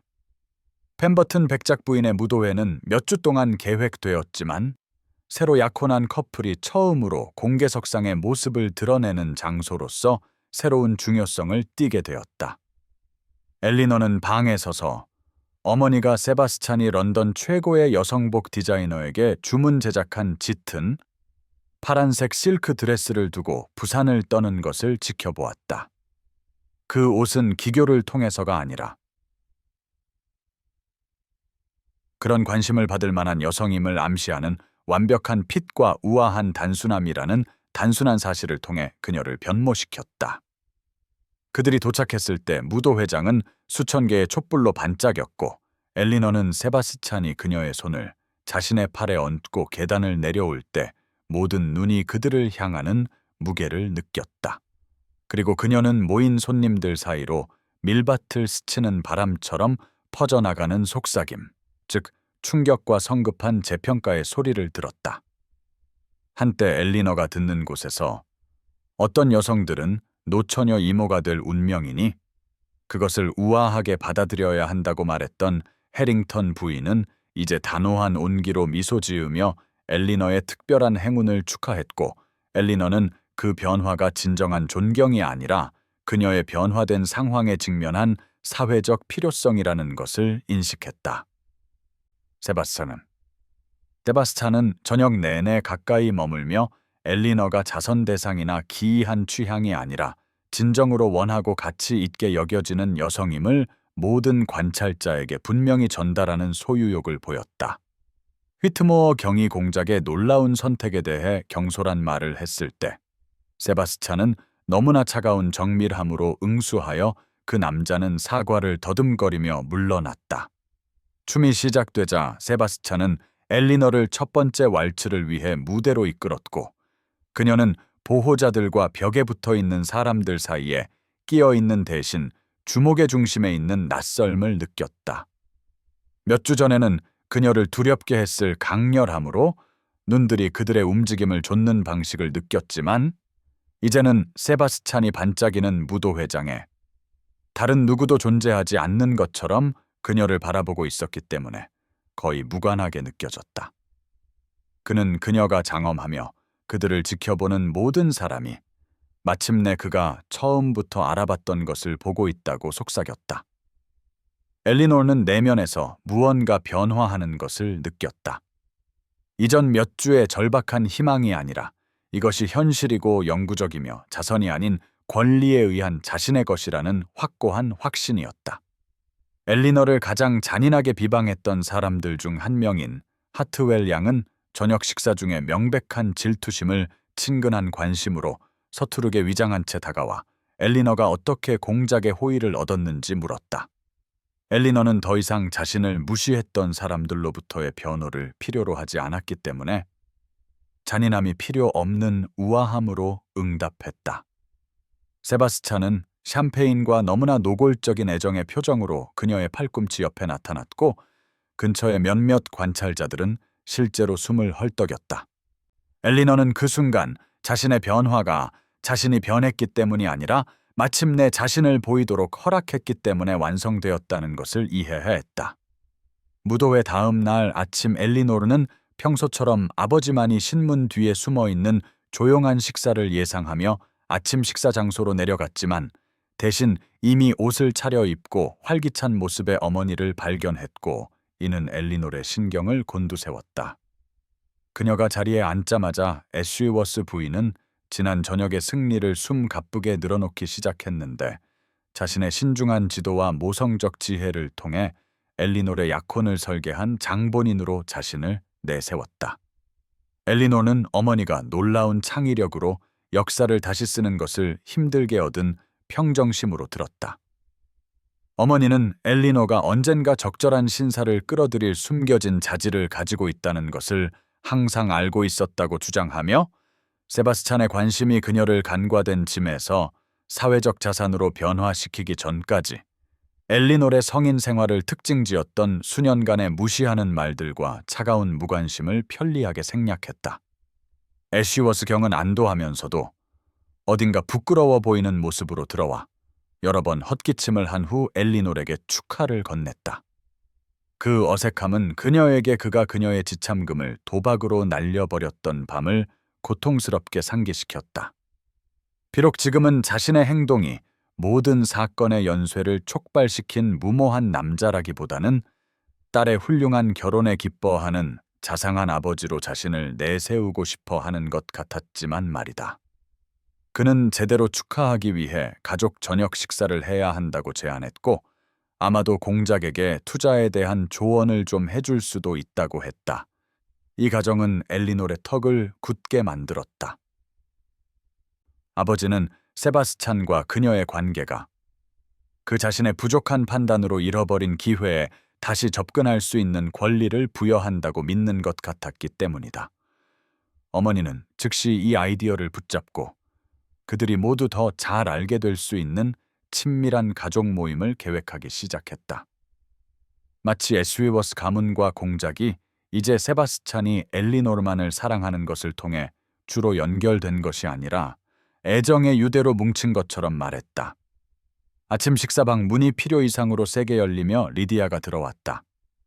그녀의 뺨은 상기되어 있었고 표정은 엘리노르가 그녀의 여동생이 당연히 자신의 것이어야 한다고 믿는 무언가를 거부당했을 때 보이는 분노와 상처 입은 자존심의 특정한 혼합물임을 알아보았다.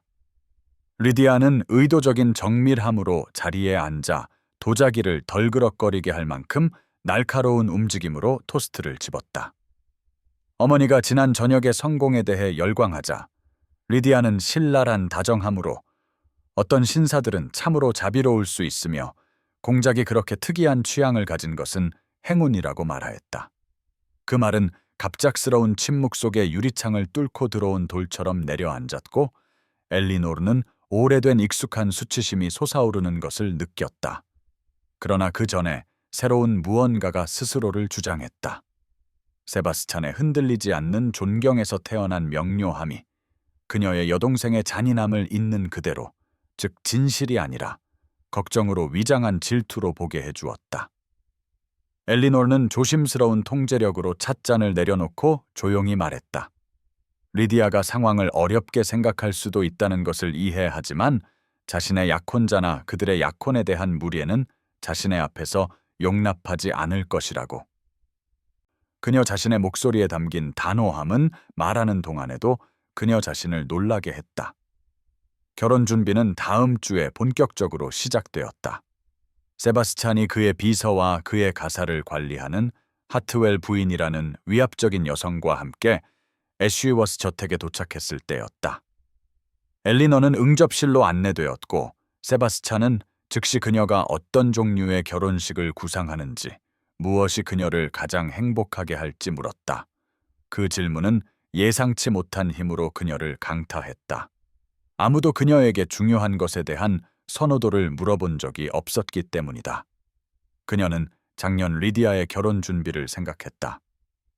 어머니가 꽃부터 손님 목록까지 모든 세부 사항을 지휘하는 동안 리디아는 뽐내며 승인했고 엘리너는 초대장 주소를 쓰거나 목록을 관리하는 것과 같은 가장 하찮은 일에 대해서만 의견을 물었다. 그 경험과 세바스찬이 진정한 관심으로 그녀의 생각을 기다리는 이 순간의 대조는 그녀가 억제하기 힘든 감정으로 목이 메게 했다. 그녀는 조용히 자신을 위한 결혼식을 상상해 본 적이 없으며 공작에게 적합한 것에 대한 그의 판단에 따르겠다고 인정했다. 하지만 세바스찬은 그녀에게 주는 그 강렬한 집중력으로 앞으로 몸을 기울이며 적절한 것에는 전혀 신경 쓰지 않고 그녀에게 기쁨을 가져다 줄 모든 것에 신경 쓴다고 말했다.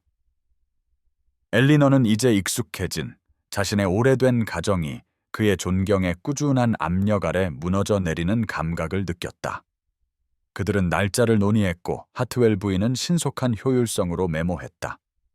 엘리너가 조심스럽게 항상 봄꽃을 좋아했다고 제안했을 때 세바스찬은 미소 지으며 그의 영지의 정원이 가장 아름다울 6주 후에 결혼할 것이라고 말했다. 그리고 그는 그녀가 선호하는 어떤 교회든 채울 수 있도록 그의 온실에서 꽃을 가져오게 할 것이라고 했다. 그의 손이 소파 위에서 그녀의 손을 찾았고 그는 무의식적인 제스처처럼 보이지만 그녀의 몸 전체에 온기를 퍼뜨리는 손가락으로 그녀의 손마디를 쓰다듬었다. 엘리너는 이제 그의 존재가 감정적으로나 육체적으로 그녀에게 어떻게 영향을 미치는지 예리하게 인식하게 되었다.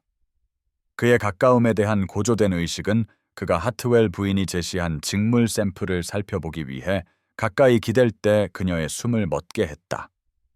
세바스찬은 그녀가 가장 좋아하는 색깔과 친밀한 모임을 선호하는지 아니면 성대한 축하를 선호하는지 물었다.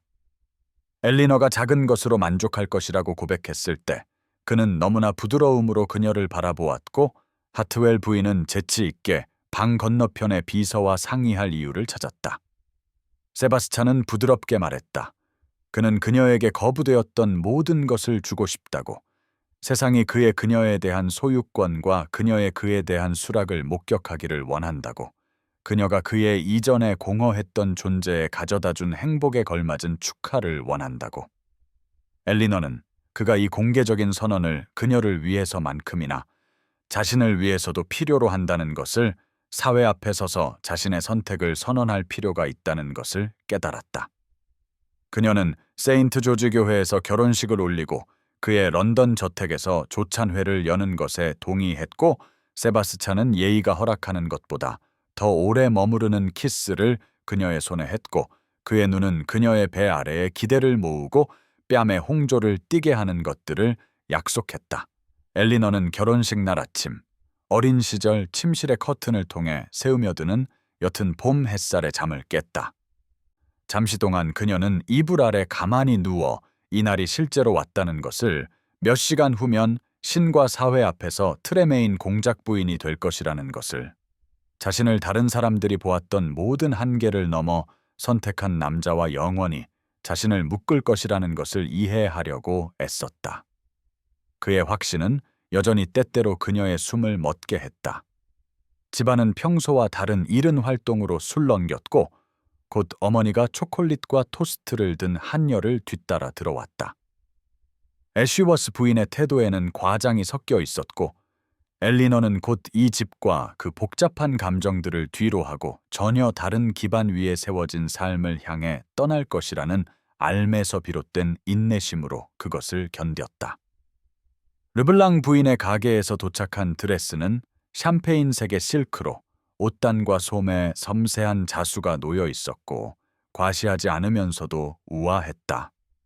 세바스찬이 유행이 지시하는 것이 아니라 그녀를 기쁘게 하는 것을 주문하라고 주장했을 때 엘리너가 원한다고 묘사했던 바로 그것이었다. 그리고 디자이너 자신이 드레스를 입히는 것을 감독하기 위해 도착했을 때 그녀는 엘리너를 훌륭한 취향과 고상한 태도를 가진 신부라고 선언했다. 엘리너는 거울 앞에 서서 드레스가 채워지고 머리가 부드러운 컬로 엮여 진주로 장식되는 것을 지켜보았다. 그 진주는 전날 저녁 세바스찬의 선물이었고, 이것들은 당신의 아름다움 옆에서는 창백해지지만 아마도 당신을 장식하는 영광을 알게 될 것입니다. 라는 간단한 메모와 함께였다. 그 말들은 그녀가 자신을 그런 헌신에 합당하지 않다고 평생 믿어왔던 것을 그가 얼마나 철저하게 해체했는지에 대한 경이로움으로 카드를 가슴에 눌렀다. 그녀가 거울에서 본 변화는 마법처럼 변한 용모의 변화가 아니라 자세가 바뀌고 어깨가 펴지고 턱이 들리며 자신의 반사와 자신감처럼 보이는 무언가로 마주하는 눈의 변화였다. 그리고 그녀는 마침내 세바스찬이 처음부터 그녀에게서 보았던 것이 이제 그녀 자신에게도 보이기 시작했다는 것을 이해했다. 세인트 조지 교회로 가는 마차는 런던 거리와 아버지의 불안한 대화 시도로 흐릿하게 지나갔다. 그들이 도착했을 때 교회 계단은 트레메인 공작이 눈에 띄지 않는 맏딸 애쉬워스와 결혼한다는 소식에 이끌린 구경꾼들로 줄지어 있었다. 엘리너는 아버지가 그녀를 내려줄 때 그들의 호기심 어린 시선의 무게를 느꼈다. 교회 내부는 봄꽃으로 가득 차 고대 공간을 정원 정자로 바꾸었고, 엘리너의 눈은 제단에서 정장을 입고 기다리는 세바스찬을 찾아냈고, 그의 표정은 다른 모든 것을 무의미하게 만들었다. 그는 마치 그가 지금까지 물었던 모든 질문에 대한 답인 것처럼 그녀를 바라보았기 때문이다.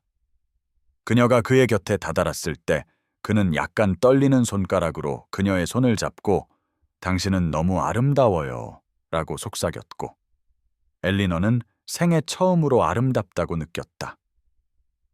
외모가 변했기 때문이 아니라 온전히 그리고 완전히 사랑받고 있었기 때문이었다. 세바스찬의 시골 영지로 향하는 마차 여행은 해가 지평선으로 내려가기 시작하면서 점차 공식적인 공원으로 바뀌는 구불구불한 시골길을 통과했다. 엘리너는 남편 옆에 앉아 바퀴가 돌 때마다 그 단어, 남편이라는 단어가 의식 속에서 울려 퍼지는 것을 느꼈다. 그녀가 결코 주장할 것이라고 예상하지 못했던, 그리고 지금도 그의 재산의 명소를 가리키며 무심한 부드러움으로 그녀의 손을 잡고 있는 세바스찬과 같은 남자에게는 더더욱 붙을 것이라고 생각지 못했던 용어였다. 집은 드라이브의 커브를 돌자 시야에 들어왔고, 엘리너는 늦은 오후의 빛에 빛나는 황금색 돌 외관, 하늘을 반사하는 격자창, 너머의 숲이 우거진 공원을 향해 기하학적 정밀함으로 뻗어 있는 정원의 모습에 숨을 멈췄다. 세바스찬은 명백한 즐거움으로 그녀의 반응을 지켜보며 이곳이 항상 그가 가장 좋아하는 거주지였으며 마침내 그 아름다움을 그처럼 감상할 사람과 공유하게 되어 기쁘다고 설명했다.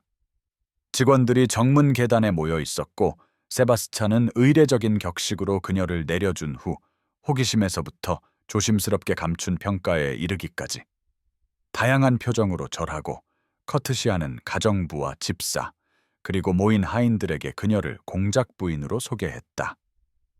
엘리너는 이 새로운 정체성의 무게가 어깨에 더 완전히 내려앉는 것을 느꼈고 세바스찬의 손이 그녀의 허리 아래에 있어 꾸준한 안심을 제공했다.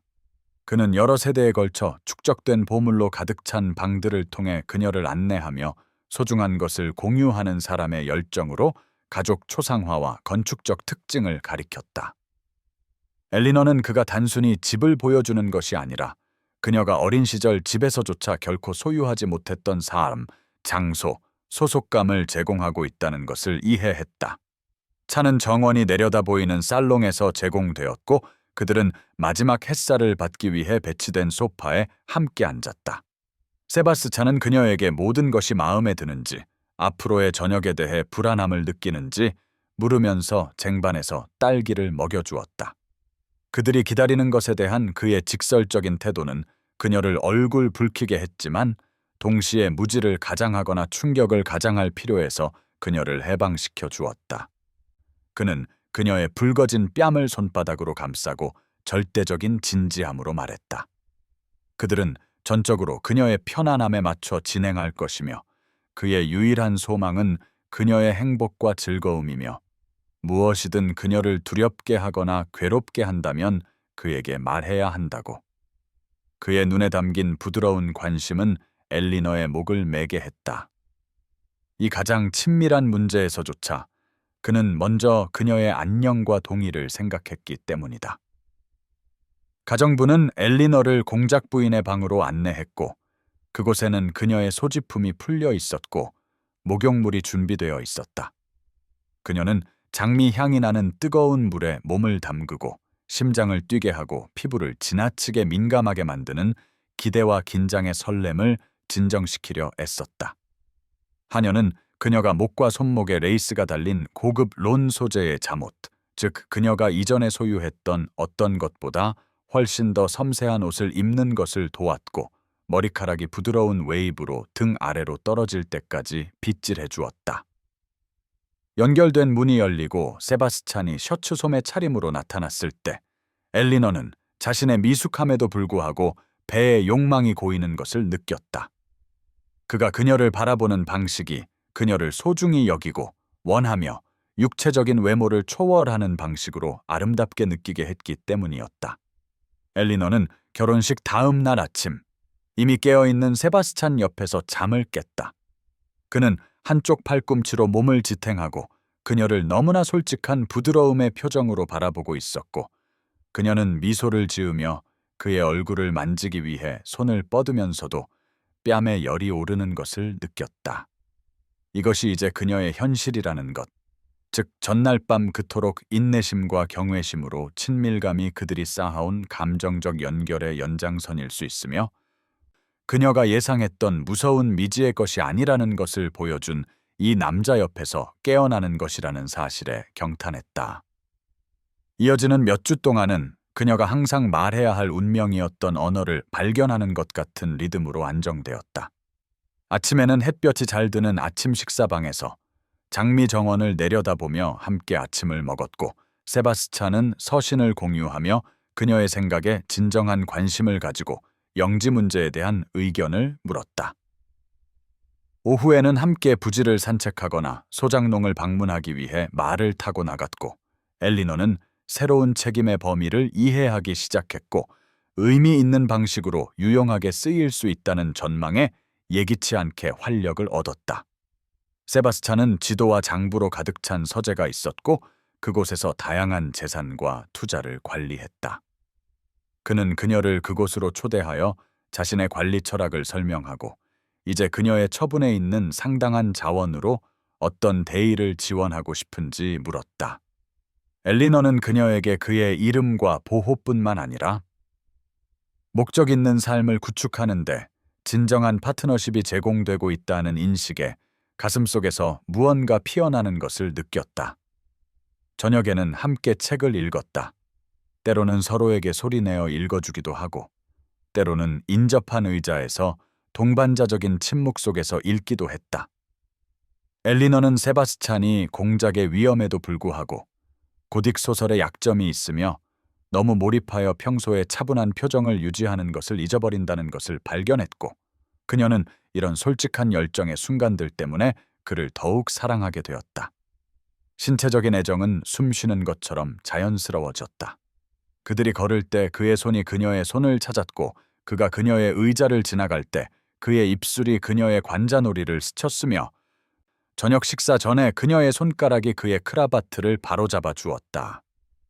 그리고 그들이 침실의 사적인 공간에서 나누는 열정은 엘리너가 자신의 매력에 대한 마지막 불확실성의 흔적을 벗어던지고 자의식 없이 접촉을 받고 시작하는 법을 배우면서 친숙함과 함께 깊어졌다. 어느 날 오후, 그들이 소장농 오두막 개선 계획을 검토하고 있을 때 세바스찬은 펜을 내려놓고 그녀가 무엇을 생각하고 있는지 물을 때까지 그저 그녀를 바라보았다. 그는 나는 이렇게 만족스러웠던 적이 없다고 생각하고 있어. 당신과 함께하는 매일이 내가 처음부터 알았던 것을 확인시켜 주어. 당신은 비범하고 나는 가장 운 좋은 남자야. 라고 말했다. 엘리너가 자신은 단지 자신일 뿐이라고 항의하자 그는 그녀를 무릎에 앉히고 맹렬한 확신으로 말했다. 그녀 자신이야말로 전부라고. 그녀의 친절함과 지성, 위엄은 기독교 세계의 모든 얕은 아름다움보다 더 가치 있다고. 엘리너는 마침내 그를 완전히 믿게 되었고, 이 사랑이 일시적이거나 조건적일 수 있다는 마지막 의심의 속삭임을 놓아주었다. 그녀는 여전히 때때로 자신을 놀라게 하는 자유로움으로 그에게 키스했고, 그가 그녀에게 자귀나 안전뿐만 아니라 자신을 가치 있는 존재로 볼 수 있는 능력을 주었다고 속삭였다. 세바스.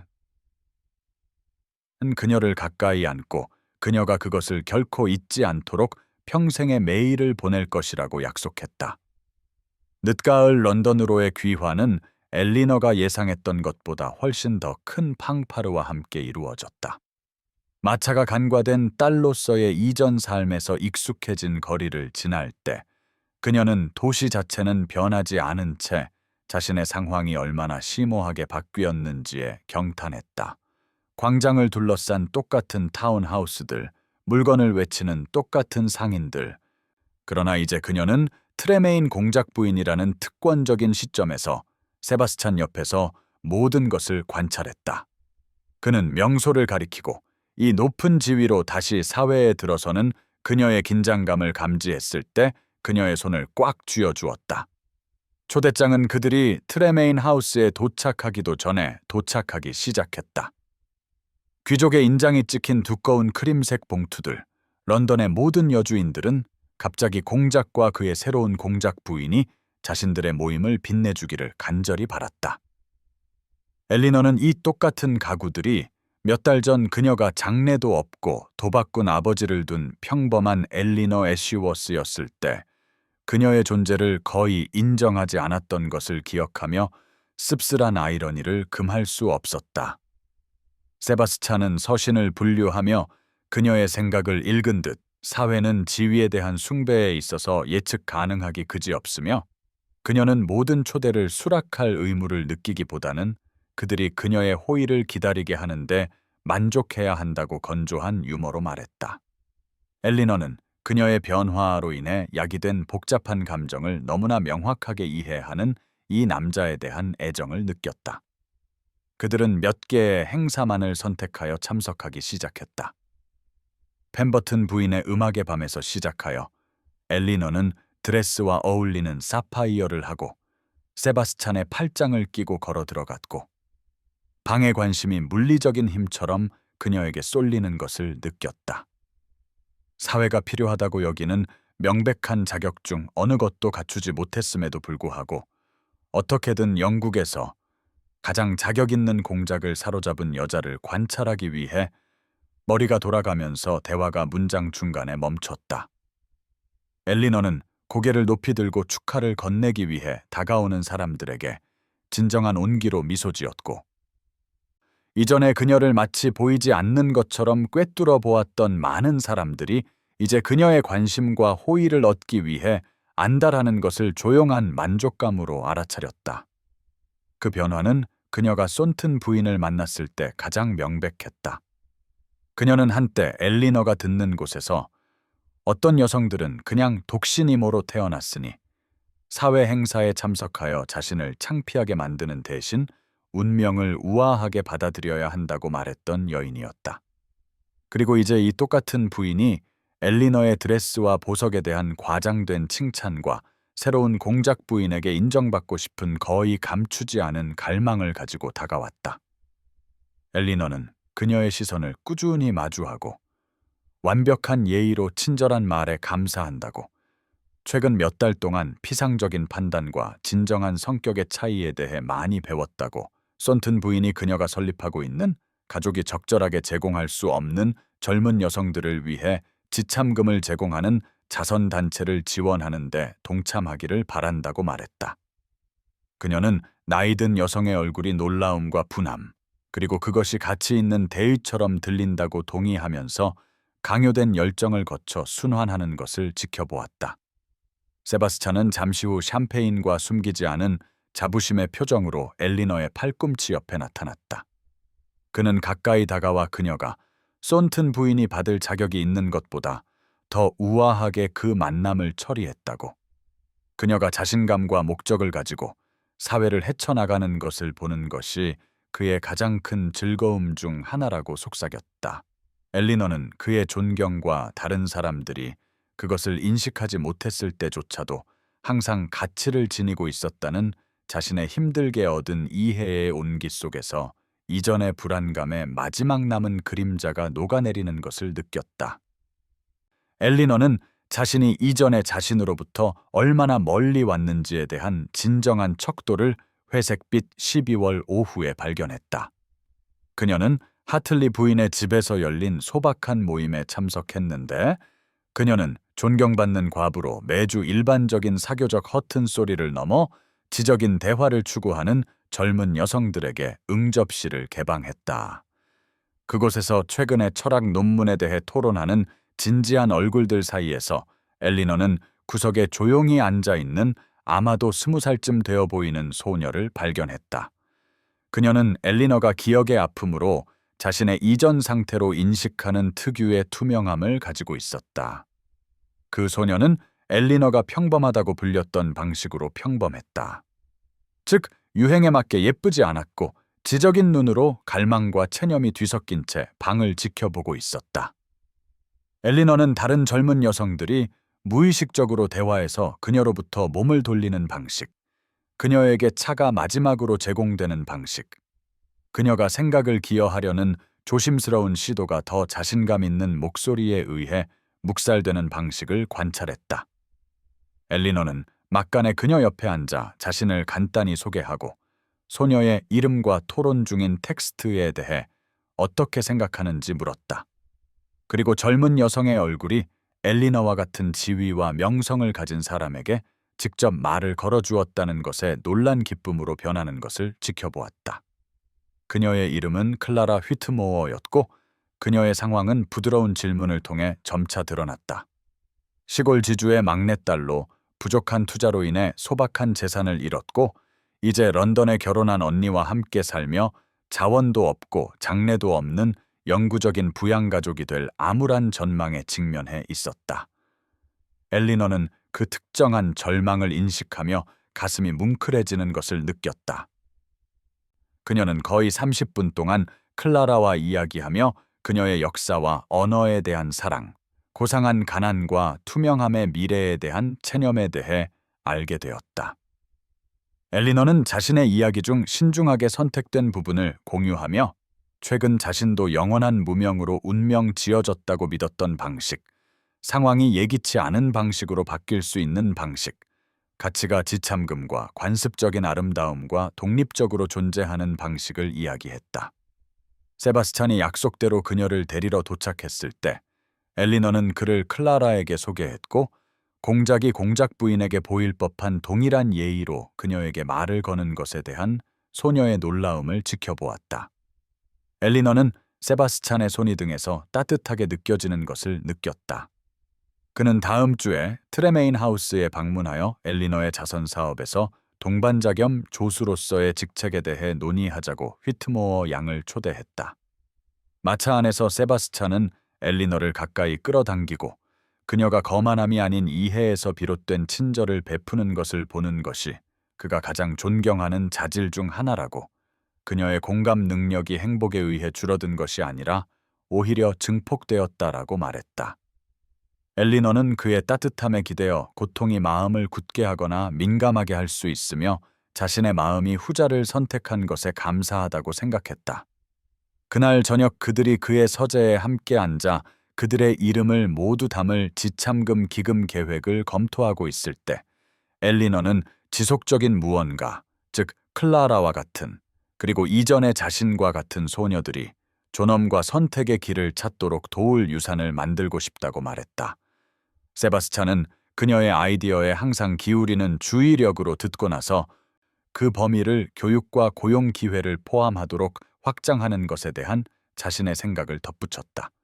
그들은 자원을 사용하여 여성들이 임의의 기준을 충족시키지 못했을 때 그들을 투명하고 무가치하게 만드는 시스템에 도전하는 공동의 비전에 대해 밤늦게까지 이야기했다. 엘리너는 자신이 찾은 사랑과 안정감과 함께 목적의식이 뼛속까지 자리 잡는 것을 느꼈다. 자신의 고통스러운 여정이 다른 사람들을 위해 길을 편하게 해줄 수 있도록 자신을 준비시켰다는 인식이었다. 세바스찬이 마침내 그녀를 위층의 그들의 방으로 이끌었을 때 그는 그녀가 과거의 고군분투에도 불구하고가 아니라 바로 그것 때문에 항상 자신이 될 수 있다고 알았던 바로 그 존재가 되었다고 속삭였고, 엘리너는 그가 옳다는 것을 알았다. 5월의 오후는 이례적으로 따뜻했다. 엘리너는 트레메인 하우스의 햇볕이 잘 드는 아기방에서 딸 소피아를 어깨에 안고 앉아 있었다. 생후 6개월이 차에 안 된 아기는 세바스찬의 검은 머리카락과 엘리너가 바라건대 자신의 사려 깊은 눈을 가졌기를 바라는 모습을 하고 있었다. 이 방을 위해 특별히 주문 제작된 의자에서 부드럽게 흔들리면서 그녀는 이 순간의 특별한 비현실성에 대해 생각했다. 변두리에서 살 것이라고 확신했던 자신이 이제 사랑과 안정, 그리고 아버지가 자신의 미래를 도박으로 날려버린 그 어두운 날들에는 상상도 할 수 없었던 목적이 가득한 집에서 자신의 아이를 안고 있다는 것이었다. 소피아는 작고 만족스러운 소리를 내뱉고 엘리너는 잠든 완벽한 얼굴을 내려다보며 이 딸에게 가르쳐줄 모든 것들을 생각했다. 그녀의 가치는 내재적이며 다른 사람들의 판단에 좌우되지 않는다는 것, 친절과 지성이 관습적인 아름다움보다 더 중요하다는 것, 세상이 그녀를 그렇게 만들려고 할지라도 결코 자신을 투명하게 여기지 말아야 한다는 것. 엘리너는 이 아이를 자신이 오랫동안 지녔던 상처로부터 보호하겠다는 생각에 맹렬한 보호적인 사랑이 솟구치는 것을 느꼈다. 문이 부드럽게 열리고 세바스찬이 아내와 딸을 함께 발견할 때 짓는 특유의 미소를 지으며 들어왔다. 그는 그들에게 다가가 먼저 소피아의 솜털 같은 머리에, 그리고 나서 엘리너의 입술에 키스했다. 결혼 2년이 지난 후에도 여전히 그녀의 숨을 멎게 할 힘이 있는 부드러움이었다. 그가 그들 옆에 의자에 앉아 엘리너의 빈손을 잡았을 때 그녀는 그들이 함께 만든 이 삶에 완전한 오름을 느꼈다. 그들은 몇 분 동안 편안한 침묵 속에 앉아 있다가 세바스찬이 클라라 휘트모어가 편지를 보내왔다고 말했다. 기금을 통해 2명의 젊은 여성이 더 존경받는 직책에 배치되었고 문의가 매주 증가하고 있다는 내용이었다.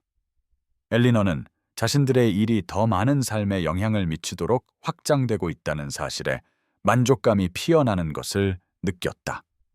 자신의 고통스러운 여정이 다른 사람들을 위한 존엄의 길로 변모하고 있었다. 세바스찬은 그녀의 손을 꽉 쥐며 카드게임에서 그 부동산 증서를 땄을 때 그것이 자신의 삶을 얼마나 심오하게 바꿀지 상상할 수 없었다라고 말했다. 정당하게 그녀의 것인 것을 돌려주기 시작한 것이 그를 진정으로 이해하고 파트너십에서 그와 어깨를 나란히 할 수 있는 유일한 사람에게로 이끌었다고. 엘리너는 그의 어깨에 머리를 기대며 자신도 파멸의 아침이 궁극적으로 이 기쁨의 수확으로 이어질 줄은 예상하지 못했다고 생각했다. 그리고 이제 친애하는 청취자 여러분, 저는 어쩌면 간과되거나 저평가되거나 꿈꿨던 것보다 못한 삶에 체념했을지도 모르는 여러분에게 직접 말합니다. 엘리너의 이야기는 단순히 역사 로맨스 이야기가 아니라 시간을 초월하여 울려 퍼지는 진실이라는 것을 아십시오. 여러분의 가치는 다른 사람들의 인정과 무관하게 존재하며 어려움을 통해 유지된 존엄은 결코 낭비되지 않으며 사랑과 목적은 여러분이 거의 희망을 포기했을 때 가장 예기치 않은 방식으로 찾아올 수 있습니다. 여러분의 여정은 공작과 무도회가 있는 엘리너의 여정과 같지 않을 수도 있지만 여러분이 있는 그대로의 모습으로 주목받고 가치 있게 여겨지고 사랑받을 자격이 있다라는 본질적인 진실은 변하지 않습니다. 이 이야기를 여러분이 가지고 다니며 변화가 가능하다는 것, 새로운 시작에 결코 늦지 않았다는 것을 상기시키는 것으로 초대합니다. 이 이야기가 여러분의 마음에 와 닿았다면 사랑이 한계를 극복하고 가치가 궁극적으로 인정받는 이야기를 듣기 위해 모이는 우리 청취자 커뮤니티에 참여하시기를 바랍니다. 다음 이야기에서 다시 만날 때까지 여러분 자신의 내재적 가치를 아는 가운데 걸으시고 여러분이 받을 자격이 있는 삶을 주장할 용기를 찾으시기를 바랍니다.